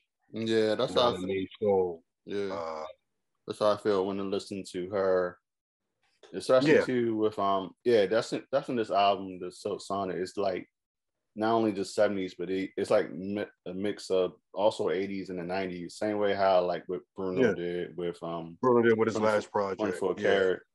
Yeah. So it's like so it's like it's a nice blend, but like it definitely it's very refreshing to hear R&B. Cause I'm tired of this same old. I ain't gonna lie, I ain't trying to sound like no old hit, but yeah, I'm just tired of the R&B where it's like, you know, it's not R&B, it's trap and B, it's trap and B, drill and B. Yeah. It's not even like it's can't even it's just like they're not even like putting like vocalizing like what they're saying. I can't hear them. Like can't understand the lyrics. But I'll also say certain people now are dope. Like Eric Bellinger is dope. Yeah, he dope. I will say he's pretty good, and he's pretty like consistent with stuff that he puts out. He might put out a good 1 or 2 a year. You know what I'm saying? And it's mainly fire. So you know I can't discredit him. You know what I'm saying? Our boy start with a G. The Beach. Giveon is amazing as well. I would say he's traditional R&B. Heartbreak Anniversary, boy, you feel that shit. The World We Created, that's my jam. Like, Aloe Black need to come back. Man. Aloe Black, that's another one who I'm like surprised and amazed at his come up, man. It's crazy, yo, for him to be legit working with underground rappers, and then he winds up being like one of the top finalists for one season of The Masked Singer. No one even guessed him. I think one person probably guessed him, but it was like, man, that's crazy. He's on. I mean, he saw some success with I'm the Man and the Whole World Sitting on a Ticking Bomb and some other joints, man. He saw some amazing success, so I can't be mad at him. But yeah, man, this Sonic album is dope joint, and I gotta revisit the Summer Walker joint. Still over it. What I've heard from that was good. But you're gonna be sitting on that for a while because you're talking about 20 tracks. Yeah, I heard that. Yeah, I saw the track list. That's something serious. You know what I'm saying? Yeah. So, you know what I mean? So if you haven't checked out that Silk Sonic, check out that Silk Sonic, man. Word. Yeah. But moving on, I'm just gonna go ahead and hit it with the comic books. Talk about that. First, Disney Plus Day. Actual comic books or comics? Comics. Or comic related. Comic related. Yeah. There we go. So we got Disney Plus Day was yesterday. Friday, the 12th. So they just, of course, Disney just gonna hit you with a boatload of stuff. Like, yo, we're just dropping them. So they just hit you with the titles of some of the shows, upcoming shows. They ain't give you like much of the release date as of yet. Some of the shows are season 2 of What If, Secret Invasion. What I'm looking forward to, Ironheart. Yep. I Am Groot. Miss Marvel. Another one I'm looking forward to. I'm going to read more of his stuff. Moon Knight. Yeah, that teaser look dope, though. She-Hulk. Another one I'm looking forward to and need to do some more reading of. Marvel Zombies. Yeah. She got her own show, y'all. Y'all loved her. Y'all must have loved her. Agatha. House of Darkness. Yeah. Spider-Man the freshman years. I guess that's a Wonder Years situation we did. No, it's an animated joint. I know. Oh, sorry. Echo. And I had to say this one last because one of my coworkers told me about this, and we talk geek shit all the time, and I couldn't believe it. It's coming back. X-Men the animated series coming back, but it's going to be called X-Men 97, and I was told that the original cast members will be doing the voices again. So, okay. I was hoping that the joke. I don't know if y'all ever seen this, but there's a dude. There was somebody on YouTube that was doing voiceovers over the old X-Men cartoons. The joints that had the Juggernaut in it. I'm the Juggernaut, bitch. Yes. Classic. I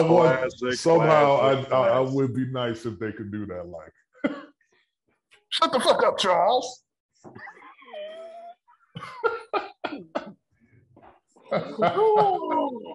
Shut the fuck up, Charles. Juggernaut, bitch. I got a bitch with me. Yeah. Who's finna do some raping? I don't sell hoes, I sell candy. Yeah. I'm a part-time stripper and I do hair. Yes. Yes, bro. I would love if something. And them same people did the Power Rangers. Mm-hmm. Yes. I take steroids. Yeah. Yeah. That shit was hilarious, man. Which one of y'all gonna toss my salad? What? We ain't talking no salad. Black power. I might go back and look up some of them joints tonight just for old times' sake. Because we trying to say because I'm black, I got machine gun. Yeah, right. A big shout out to Ace Vane because Ace Vane is doing that with Spider-Man, the Justice League, Young Justice, Static Shock, and a bunch of other stuff. Yeah. Like Ace Vane is freaking hilarious. He's a beast with it. Salute to him. Man. Yeah. What was it? Yeah, Juggernaut. That was just that Power Rangers one is classic. Go Power. I think I've seen one of the Power Rangers joints, but I didn't watch it as much as I watched the Juggernaut was. The Juggernaut one. You're right, though. I'm the Juggernaut, bitch, and I got a bitch with me. Oh, man. Oh, nah, I can't even remember, man. I might have to go back and check the joints out. Mm-hmm. But definitely you're missing all the Marvels and like you said, Hawkeye, that's the 24th of November. So Shang-Chi, they found it's now on Disney Plus. So it's gonna be it's a lot of things they put out. But speaking of Marvel, let's talk about real quick the latest news on the Black Panther sequel. So they postponed the production filming. So I think after the holidays, all this is, and it's the report saying because the whole Letitia Wright controversy because she's anti-vax and she don't want to get vaccinated. And they got laws now where they say if you vaccinated, and she's from the UK, so she's right here America, they want everybody vaccinated as soon as possible. So it's definitely a problem, especially to come on now. I mean, you're gonna, it's just now everybody on social media, they want to sure to be recasted. Really? Yeah. And then this is I saw somebody posted They'll this. get over that. Somebody posted this, and I'm like, well, they should. You said that they be over it. No, I'm saying I think people will get over it. Well, then now people are still like, from what she posted months ago with the whole video on anti-vax. So yeah. Mm-hmm. But someone posted this, and I was surprised that they didn't like the casting people didn't think about this when they cast Shuri. But Keke Palmer as Shuri. You don't think that Keke Palmer was under consideration for the first joint? I don't know. I remember they what's them called? Amanda Steinberg, who played in Hate You Give, Hunger Games, and all them. She was she said she was asked, she had an audition, but she decided not to do it because she felt like a dark-skinned actress should have played Shuri compared to her, her being light-skinned. So but I don't know as far as who else was auditioned for Shuri. I know it was like a lot of people, but yeah. I mean, to me, I was like, yeah, I think Keke Palmer could have made a dope Shuri, in my opinion. And Keke Palmer in like some kind of, it's like a TV commercial for something right now. Old Navy. Old Navy, okay. Yeah. Old Navy. Yeah. But she's getting moves now, like saying she's in the upcoming Jordan Peele film, Nope. That's coming out next year with her and Daniel Kaluuya. So okay. Nope. And she was on The View like a couple days ago, and she was like pleading to Whoopi, can she be in Sister Act 3? They're making a Sister Act 3 with her, Tyler Perry.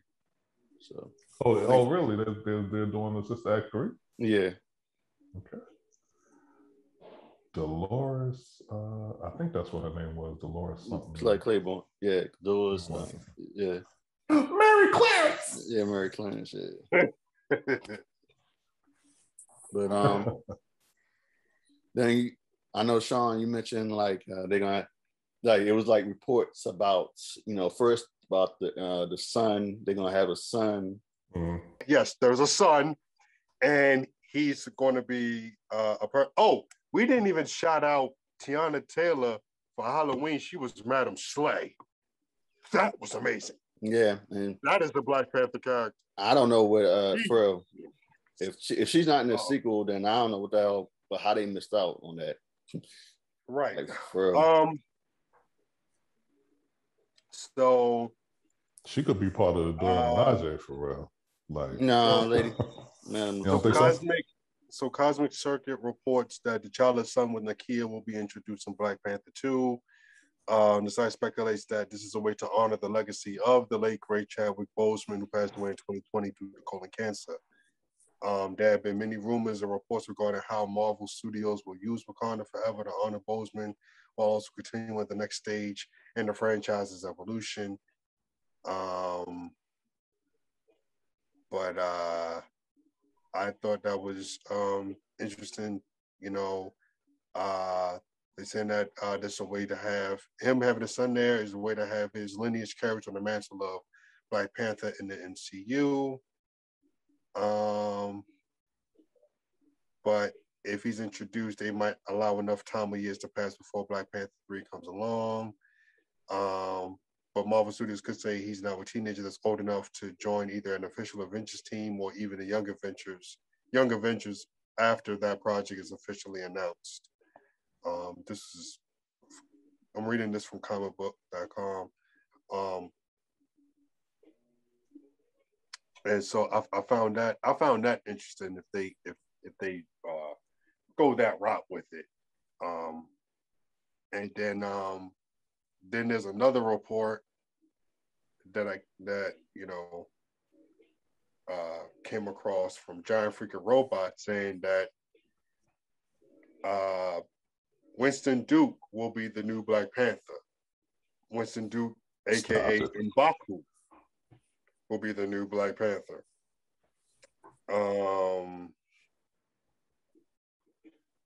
And does that even make sense to y'all?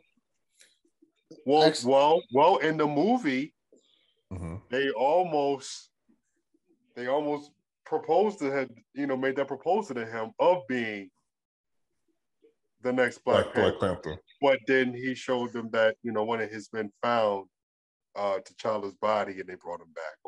That part still trips me out. Like, what he was going to do if they didn't show up? Like, he had to, he had his T'Challa's body in there. Like, it reminded me of that Dave Chappelle skit. Remember Nigga would have been Grey Panther. Nigga would have been the Grey Panther. Yeah, it reminded me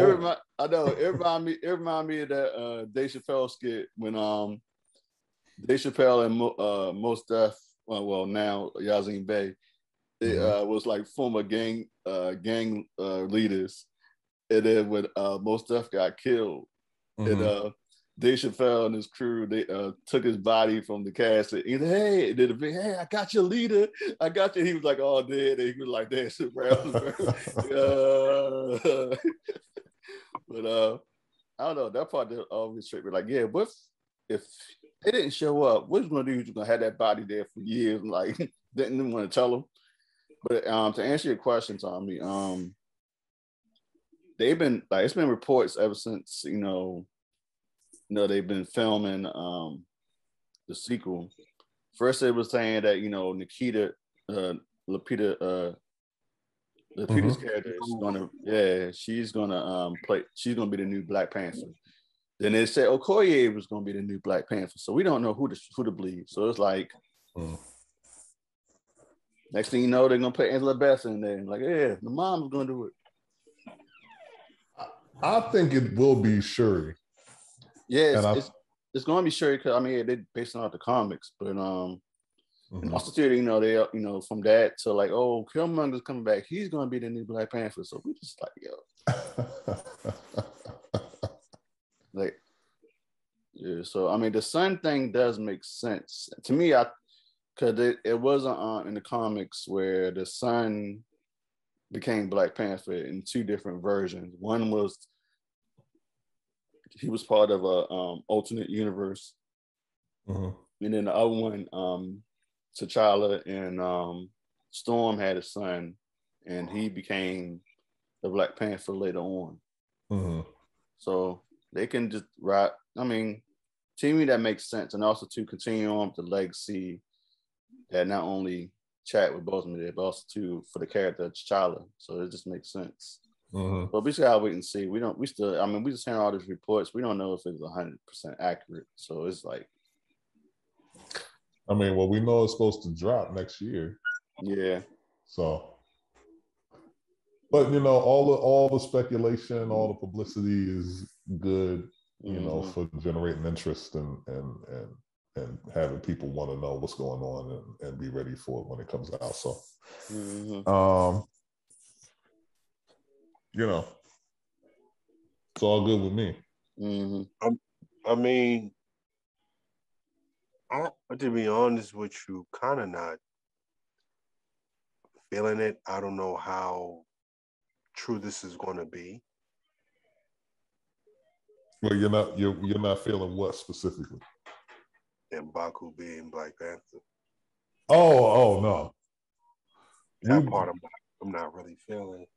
And that is if that's going to actually happen, because though the inside source might be, accurate or whatever, stuff can change still. Yeah. Even with they're on a hiatus from filming and everything, they could change the script, rearrange some things, in the midst of that. So I would not be surprised they like recast Shuri, or they're like, yeah, sorry, Letitia, this is too much. You're doing too much. You for real. You mess up with everybody's money and our schedule. I feel sorry for Ryan Coogler. I know he's like, yo, for real. First I got to deal with, trying to, First Chadwick dies. No. First I got to do a sequel and make sure the sequel is better than the first, because the first one made billions. Yeah, right. Then Chadwick passed. Then like, darn it, we don't have our star. So then what? Then we got to go back to the drawing board. And then all of a sudden, Now this crap. Now she over there not vaccinated, don't want to, yeah. And we already started filming, like much. I don't know how much filming they have, done. Mm-hmm. So if they got to do reshoots again, like, yo, it's on your ass. And it's sad too, because I think she did a great job playing Shuri in the first one. Yeah, she was dope. Yeah. Like, as a character, which, I don't think Shuri was really a prime character, like a main character in the story per se. Mm-hmm. But she was like a really good supporting character. Mm-hmm. And you know what I mean? Like when she was in that role, you know what I mean? It wasn't like, who? Oh yeah, that chick. Yeah, that like you actually, a lot of people learned who the character was. And I think because, how good a job she did. Right. And now for this to happen, yeah, it's like you out here playing like Dylon. I mean, you can make the song, you can make the movie, or you can not make the movie. You know, you're too close, man. Yeah, so we'll see. We'll see how it shake out. I mean, I would love for her to continue playing Shuri and ultimately be the Black Panther as they, rearrange and redevelop how they want to take the direction they want to take the franchise. But if she keep making it hot like this. Mm-hmm. I'm sure everybody, you know what? I'm sure there's going to be some people that might be upset that if they actually do let her go or recast her or whatever. But they'll get over it. They'll get over it because it's going to be another Black actress that gets recast. You know what I'm saying? So it's not like they're going to be like, let's throw Miley Cyrus in and Shuri. Bruh. What if? Miss me with that bullshit. Oh, you know what I mean? But you know that's not happening. So, and yeah, people gonna get over. It's going to be, what is it fall of next year or winter of next year? November. Okay, so we a year out from when they actually plan on releasing this joint.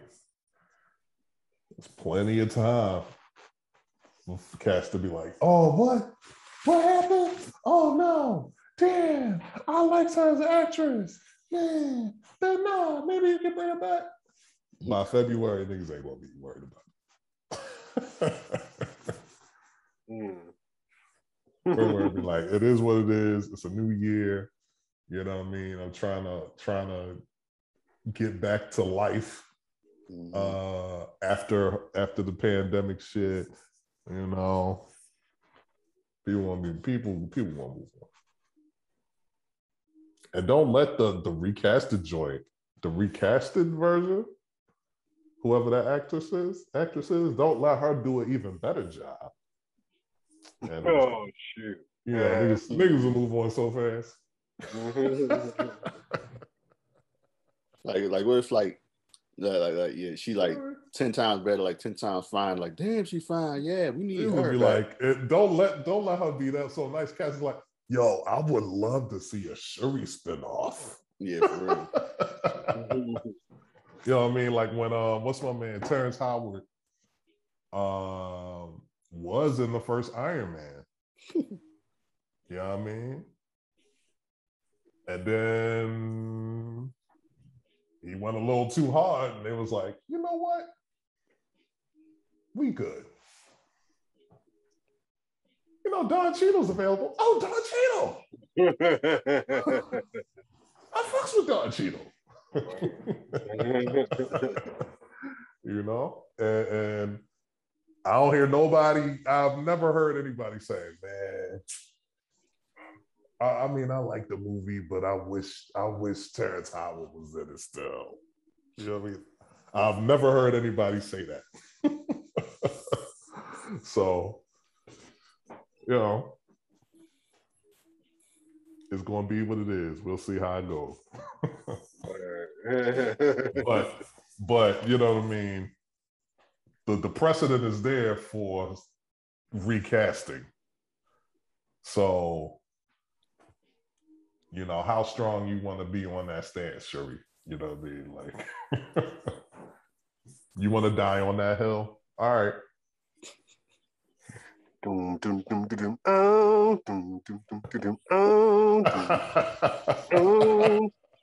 Make sure I know the ledge. Exactly.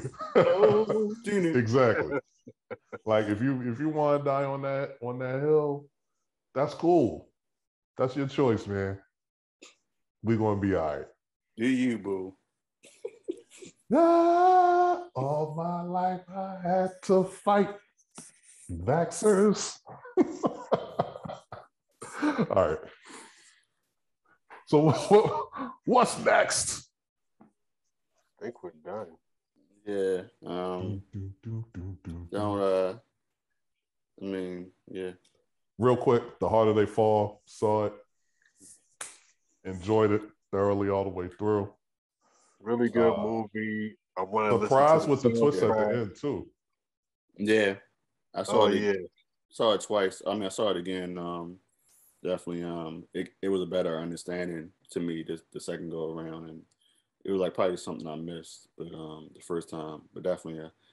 But still, I still had that same joy that I've had the first time, that knowing that this was an all black Western. It was like kind of like this feeling I had when we saw Black Panther, like knowing like this is an all black superhero film with all these black characters and all that stuff. So the music was dope, and I like the shot, the cinematography was on point. But they definitely they pushing for that Oscar buzz, so that is well deserved. I don't know about all. I would like the Oscars. It would be great if it won. I just thought it was well done. I was entertained by it. Lakeith Stanfield, I really liked his character. I really like, actually, you know, the part when it was him and the other dude from the Nat Young gang or whatever finally got to do their face off, and he thinks we counting too long. He cheated on that count, but yeah. But that's the thing. I was like, I knew that shit was going to happen because from earlier on, he was kind of like, you know, like it's the person who's alive and who's dead. You know what I mean? Like it ain't all this who's the fastest and all, like fuck that. So I was thinking that he might have just did that whole countdown from 5 or whatever and just, I'm just going to shoot this nigga at 2 because it ain't about honor. It's about survival.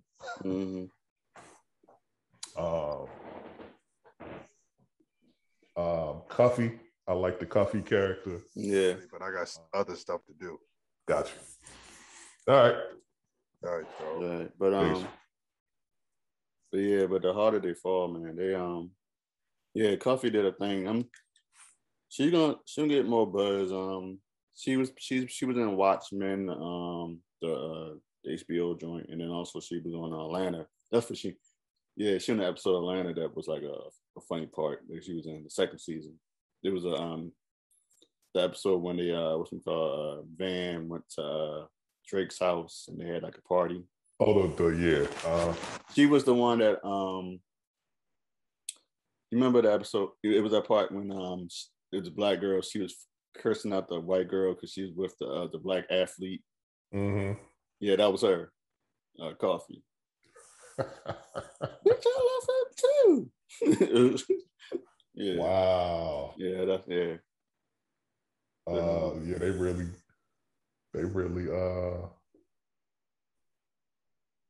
man. They really dressed her down, man. Yeah. It was some singing she like Taraji P. Henson, but she definitely, yeah, that was her. No, I like the Cuffy character. I think Idris Elba's character. Mm-hmm. I don't know. It seemed very it's very thin. Yeah, but it was like yeah, everybody thought it was gonna be a showdown with him and Jonathan Majors, but Yeah. it was a little thin, but I wonder how many days he had to actually be on set to shoot the film. You know what I mean? well, actually, you know, they did film some stuff before COVID, and you know, he got hit. He got yeah. So You think they ended up modifying some things because of that? maybe, or maybe just in general. I don't know. I don't know if that was actually. I don't know. I don't know what the original, you know, storyline how it was going to be from the end was going to be. I think it was for how it was really because yeah, I do too. I mean, now that final quote unquote showdown, you know, was good. It wasn't like heavy action. It was heavy acting in that. I think when you realize like, damn, oh, this is my brother. Yeah, really, you know. But yeah, and it was crazy how like he was saying like, yeah, I knew you were gonna come back. That's the reason why I gave. That's why I put that in, yeah, which made sense to me, yeah. And I know that you're gonna be an outlaw. Mm-hmm. So it was like, yeah, but yeah. So I just I did that, so I knew who you was when you came back, because I knew you was coming. You know, sort of like the Kill Bill, Colombiana. You know what I'm saying? Not even Kill Bill. In Kill Bill, Vivica Fox's daughter, Vivica Fox's character's daughter in that movie might ultimately come back, which it would be dope if they could do like a Kill Bill 3. Actually, that's what Quentin Tarantino said he was trying to do that for the longest. That he that's supposed to be the sequel where Vivica Fox's daughters. But I don't see that ever happening because Uma Thurman is not fucking with Quentin Tarantino. Yeah, and also too, he had an idea that he wanted Uma Thurman. Uma Thurman's she got a daughter with her and Ethan Hawke.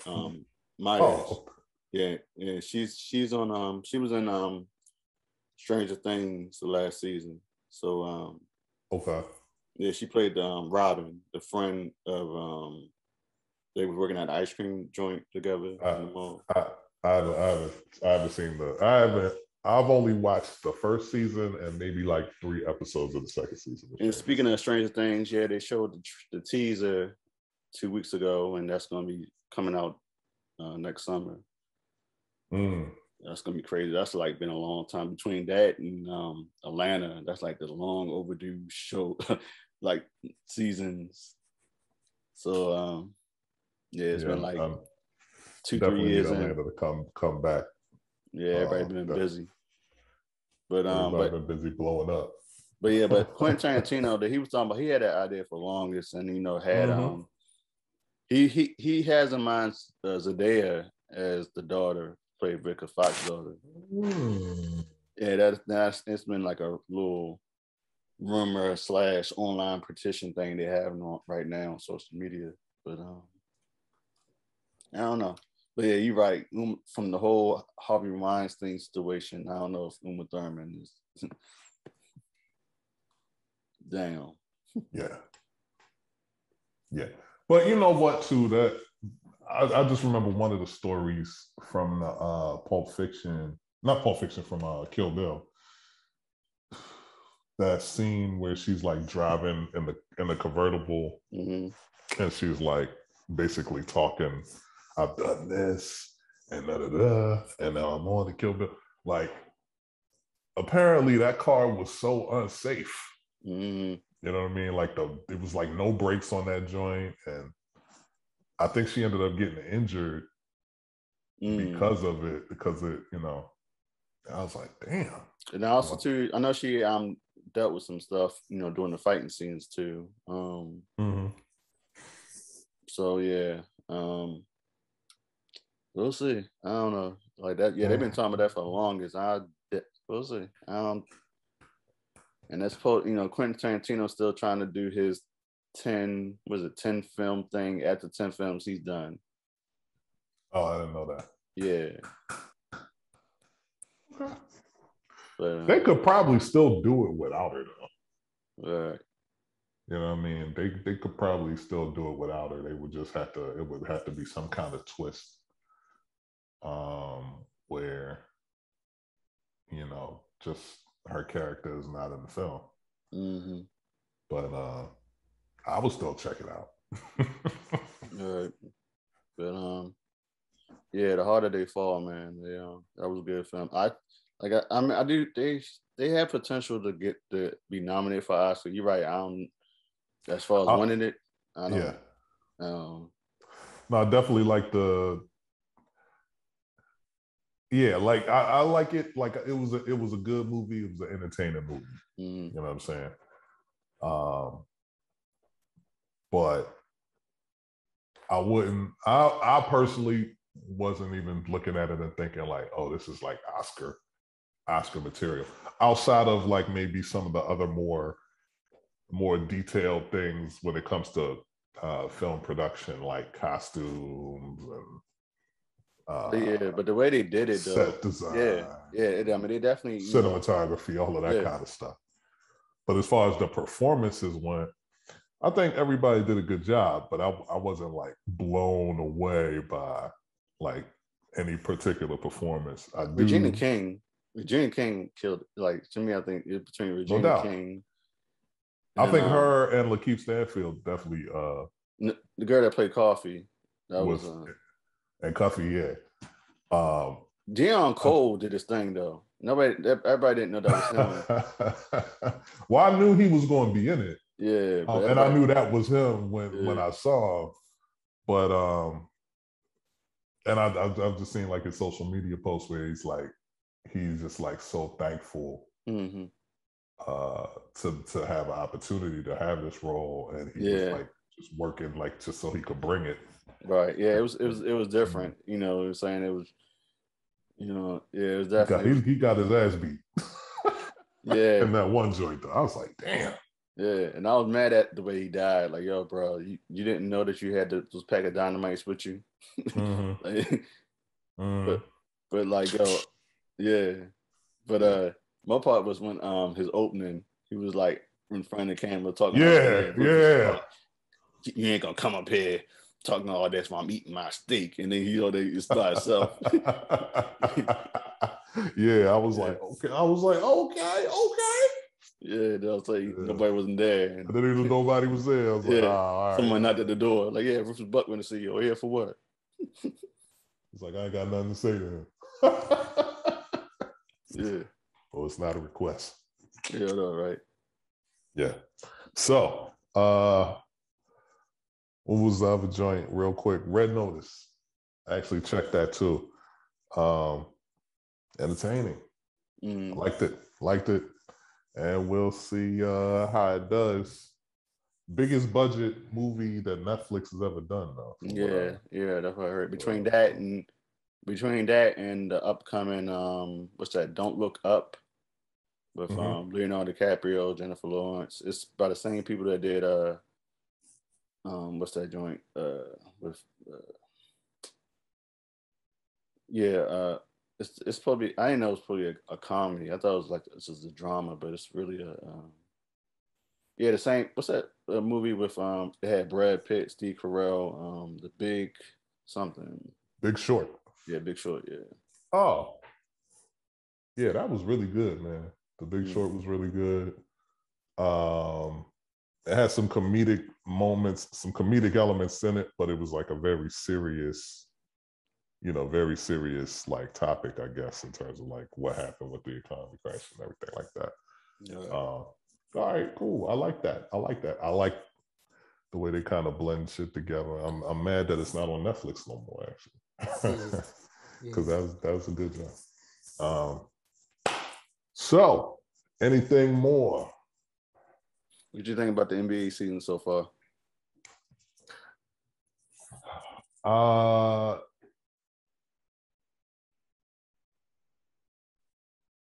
mean, I'm a b-ball head hoops junkie, so I mean, I love it. I probably rock with the NBA more than any other sport right now, any professional league. I'm enjoying the way they're allowing more physicality in the game. Yeah, James Harden is stressing out like crazy, like, where's my foul? Yeah. But I'm liking it, man. I'm liking it, and I think it's making a difference in a lot of players' games. You know what I mean? Like, obviously, it ain't doing shit to Kevin Durant. You know, he's still killing. Steph killing.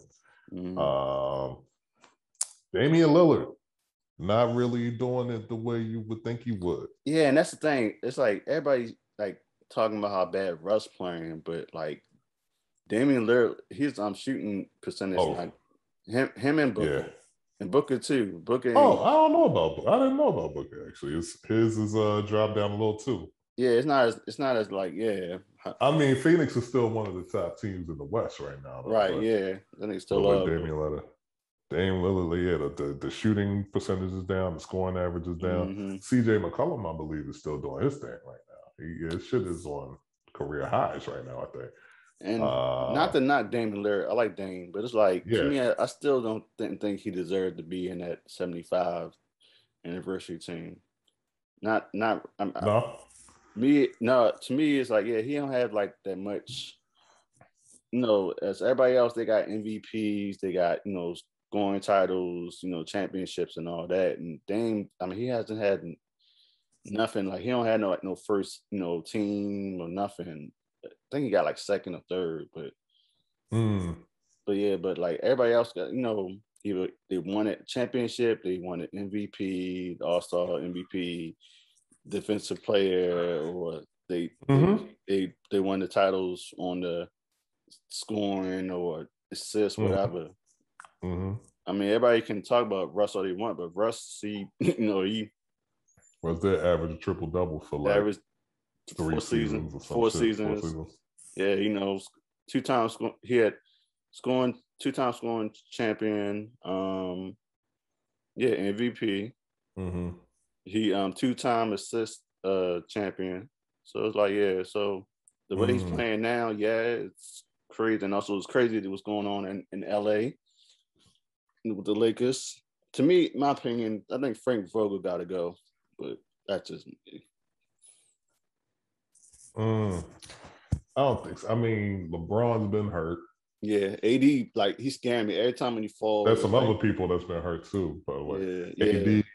AD ain't been playing at the certain level that you want him to. Plus, you always think he's gonna get hurt every time. Every time he falls, and like, oh damn, what happened? He keep on But that's the thing. They're not winning another championship unless AD is playing like 30 and 15 and like 3 blocks a game, and like AD's got to do. I mean, LeBron's got to be there too. But I think AD's got to really hold it down, both defensively in the paint for them and putting up scoring numbers. Right, and also too, when the first 2 games when they all 3 was playing, Russ looked so lost because like he didn't have he ain't had the ball, and then when they gave him the ball, he tried to turnover. Is he leading the league in turnovers? Yeah, he's leading the league in turnovers. Yeah, that's not good. And that's also terrible. too, he keep like his 3-point percentage keep going down and down. And he's not a shooter. So it's like, And here's the thing. I think the Lakers would be better off had they never made that trade for Russ. They kept Kuzma, they kept Trez, they kept KCP, and then they could have picked up Melo. In the offseason. They could have picked up who else did they sign? Yeah, shoot. I mean, Nunn and Monk. Rondo. They got Rondo again too. Yeah. But I'm saying though, it's like whoever they were trying to go for the point guard, they was gonna let go of Kuzma or CP3. I mean, I'm sorry, KCP. KCP. Yeah. Yeah. So yeah, it was. I heard it was rumored. It was between Dame, Russ, and Chris Paul, and Buddy Hill. Everybody mad because like, yo, you should have went for Buddy Hill. Yeah. Yo, Lakers should have kept Caruso. No, they were trying to get rid of Caruso. I know they was trying to, but they should have kept him. Meanwhile, you know who's balling right now? Boston, yes. It worked well. Wizards, they're doing well. And Chicago Bulls. And then Golden State is back on top on the West. Yep. And that's the thing. I don't know if anybody really thought Golden State was going to be like this right now. Yeah, Jordan Poole stepped. And Clay not even back yet. I said Jordan Poole. Jordan Poole, he stepped up. Clay not even back. Jordan Poole is balling. Damian Lee is doing his thing. Gary Payton the second coming off the bench doing his thing. Wiggins is gonna give you what he's gonna give you. He's still cool, and you still got Draymond there. Steph is killing. Clay hasn't come back. James Wiseman hasn't been back on the floor yet. We'll see what both of them do. They said Clay gonna come back after Thanksgiving. Yeah, or December. Yeah, one of them. Yeah. So. Yeah. But yeah, definitely. The Westbrook trade worked well for Washington. Like, it definitely gave Bill some help, offensively. So. It'll help for both offensively, but really, I think defensively. Yeah, defense sucks in the Lakers. Trez is playing. He's going to play some defense. KCP is going to play defense. Kuzma, I think, is going to play defense. I'm not saying he's going to be a great defender, but he's going to at least try. Dinwiddie is solid. I forgot about Dinwiddie. They got. And then you got Bradley Beal, who's all NBA prolific scorer. And yeah, you got basically you just got a bunch of NBA dudes who know how to play. You know what I'm saying? These aren't like second year, third year players who still kind of figuring it out. It's like you got Dinwiddie and Beal who can play, and then you got the other cats that came from the Lakers who played with LeBron, played in the playoffs. I don't think Trez was on the championship team, but Kuzma and KCP was. So, you bring that experience and that knowledge of just how to win games versus a bunch of young guys who are still trying to figure out how to play in the league. Right. So, yeah, man, Washington might actually be one of them teams that get in the top 6, playoff seeds and won't be messing around with a play-in to get in. Chicago's been surprising to a lot of people. Boston, I don't know what to believe about them yet. Yeah, they have ups and downs. Actually, more downs than ups, but but I don't know. We'll see. We'll see what happens with them. I believe that if it continues to be kind of shaky or starts going down again, I think they're going to trade Marcus Smart. Or Jaylen Brown, because it's a rumor they were trying to get. No, they're not letting that dude go, man. You can't do that. That's crazy. Yeah, it was a rumor they was going to trade Jaylen Brown for Simmons. That's terrible. That would be terrible. And here's why, though, because here's the thing. Both Jaylen Brown was really better defensively, but he's working on his game, and now he can get you buckets, too. Jason Tatum, he's going to get you buckets. Ben Simmons don't even want to shoot. Nope. So it's crazy. he that like got these videos of him in practice and all that. He's like shooting, like lighting them up like crazy. Mm-hmm. But yeah. So I don't know. I don't know what's up with that situation. We'll see. Mm-hmm. But yeah, yeah, we'll see. Yeah, I was watching the Chicago and Golden State game. Mm-hmm. Yeah, it was my first time watching the Bulls, but it was a bad game because Golden State was just lighting them up. Was it a blowout? Because at first I thought it was back and forth a little in the first. Yeah, it was, but after the third, yeah, like at the third, that's when it was just curtains. Seth was just going crazy, and yeah, so like but the previous games I saw with the Bulls, the highlights, they were just having fun. Yeah, enjoying the chemistry together. I'm glad to see Lonzo Ball playing well. Yeah. Because I really do think he's got game. He's got a high basketball IQ, and the Lakers might be able to use him right now too. Well, yeah. Well, they let him go a couple seasons. They traded him long before. Yeah. For AD, though, he went in the AD trade. Yeah. AD trade, yeah. Lakers could use him too. I do believe though that at some point one of them gonna make to All-Star. One of the Bulls. Oh yeah. LaMelo. I think LaMelo Ball will be an All-Star at some point soon. We'll say maybe even Lonzo too. I don't know. Lonzo, yeah. But I think LaMelo will end up on the Lakers at some point because he's a LA kid. Or he's a California kid. He's a California kid. Let's say that. I don't think they're from LA, but California kid. He's got the showmanship, the flash. Mm-hmm. He could kind of restore a little bit of the Showtime feel with just how he be, handling the ball and dishing out the assists on the break. And I think it would just be a natural fit for what they like to present on the court in LA.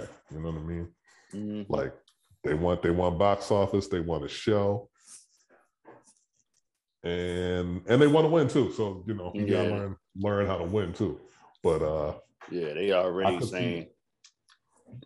saying trade Westbrook. No, they've been saying that after the second game. Wait, who? Like Lakers fans? Or? Yeah, Lakers fans on Twitter. They're like, yeah, trade Westbrook. Yeah, they said that second game. They should have never got him, man. I don't know why they made that trade. Yeah. And he ain't gonna learn unless they're thinking like, and this is what people are saying, like, LeBron's going. Have some nights where he's not going to be playing or whatever, and that's the nights where you really just let Russ do his thing. Yeah, but that's the thing. You should not let him do his thing. He should he should adapt to, like, for real. I know he's not a shooter. To me, he should attack more in the basket like he usually do.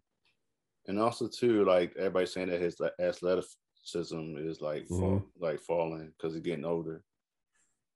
And also too, it happens to us all. It happens to everybody, but also too is like, I don't know. You would think like, you're in your 14th year in the league, you at least like work on your assist and turnover ratio. You can't be, he's got the mentality like Iverson had, where he's just gonna play the way he play. They ain't gonna adapt to on the certain changes. Like they're gonna play the way they're gonna play. From him, he's still fast, but it's like, bruh, sometimes when you fast, you lose control of the ball, and then you try to go drive to the basket, and it's like 3 or 4 defenders on you, and then it'd be sometimes when you stop, it's hard for you to like either you want to pass or you drive through the lane, then you make a quick decision, either be a turnover, both ways. Mm-hmm. So, I don't know. And also too, you would think like, yo, you should, 14 years should like had a jump shot already on you. But it's crazy. Like his MVP, I want to say like his MVP year and the year before that, he was like balling on OKC. Mm-hmm. Yeah, he wasn't like I mean, he still had like a crazy like not that very good percentage, but it was like still he was like the jumpers was going in. So I don't know. It's just different, man. It's different when you're the guy on the team, and you kind of got to take some of that bad with the good, versus when you have a much better team around you. Yeah, that's another thing too. Better players. Yeah. Than you. Yeah. On the team, and it's kind of like, well, you got to fit in to that new system. Yeah. And yeah, that's. I don't think Russell's never really been an efficient player. You know what I mean? He's never been like the most efficient player, the most cerebral player. I'm not saying he's dumb. I'm just saying he's not been that guy where you look at it and you be like, yo, that dude's like the way he's just controlling the game, the IQ, boom, boom, boom. Nah, it's never been that. Like, that's another thing too. You got LeBron, you got AD, you got Melo. Everybody's got a lot of veterans in there. You got a couple of young bucks as far as Monk, Nunn, what's his name? Hayden Tucker. Horton Tucker, yeah. Horton Tucker, yeah. He's injured right now. Yeah, he injured. They all injured. Him, Nunn. Kendrick Nunn's hurt. That's true. And I'm sorry to say this, my cousin got to go, yo. My cousin got to go. Sorry, can't be more. Well, Dad, what's wrong with him? What has he not been doing? He has not. I haven't seen any. I haven't been watching. I haven't seen any Lakers games lately. Their defense is terrible, but he's like definitely part. Like he just like. I mean, they played Ja Morant, and Ja Morant was just cooking them. Same thing with what's that rookie? The rookie now in Houston, Jalen Green or something. Jalen Green, yeah. He was lighting them up too, and like their defense is terrible. Like from and Frank, just like their rotations too is terrible. And Frank Vogel should not have Russell Westbrook and Rondo on the same floor. That's like that. On the floor at the same time, yeah. Yeah. And it's like, and that's another thing too. You got Russ, Rondo, and then towards like the late, like beginning when the season started, you picked up Avery Bradley. To me, Avery Bradley is the better defender. And because he did his thing before the pandemic when he was beasting. But he didn't play. He didn't play in the bubble because he had personal issues. Yeah. So he didn't help them win the championship, but he was definitely needed because he was like really a factor. And when he was like, he's not on that team now though, right? He is. He's on that. Oh, he is? They picked him up like he was the last person they picked up before the season started. But it's like kind of like you got Russ, Rondo, and Bradley, so it's like because Bradley was the starting point guard when there was the season before the pandemic, before the whole Kobe situation, when Kobe passed, when the Lakers was like they were like the number one team in the West at the time. So, no. Well, still early, still November. Yeah. So, a lot more basketball to watch. Pretty much. A lot more basketball to be played. So, right. So yeah, sit back and watch. Enjoy the show and how things develop. And once the NFL is out of here,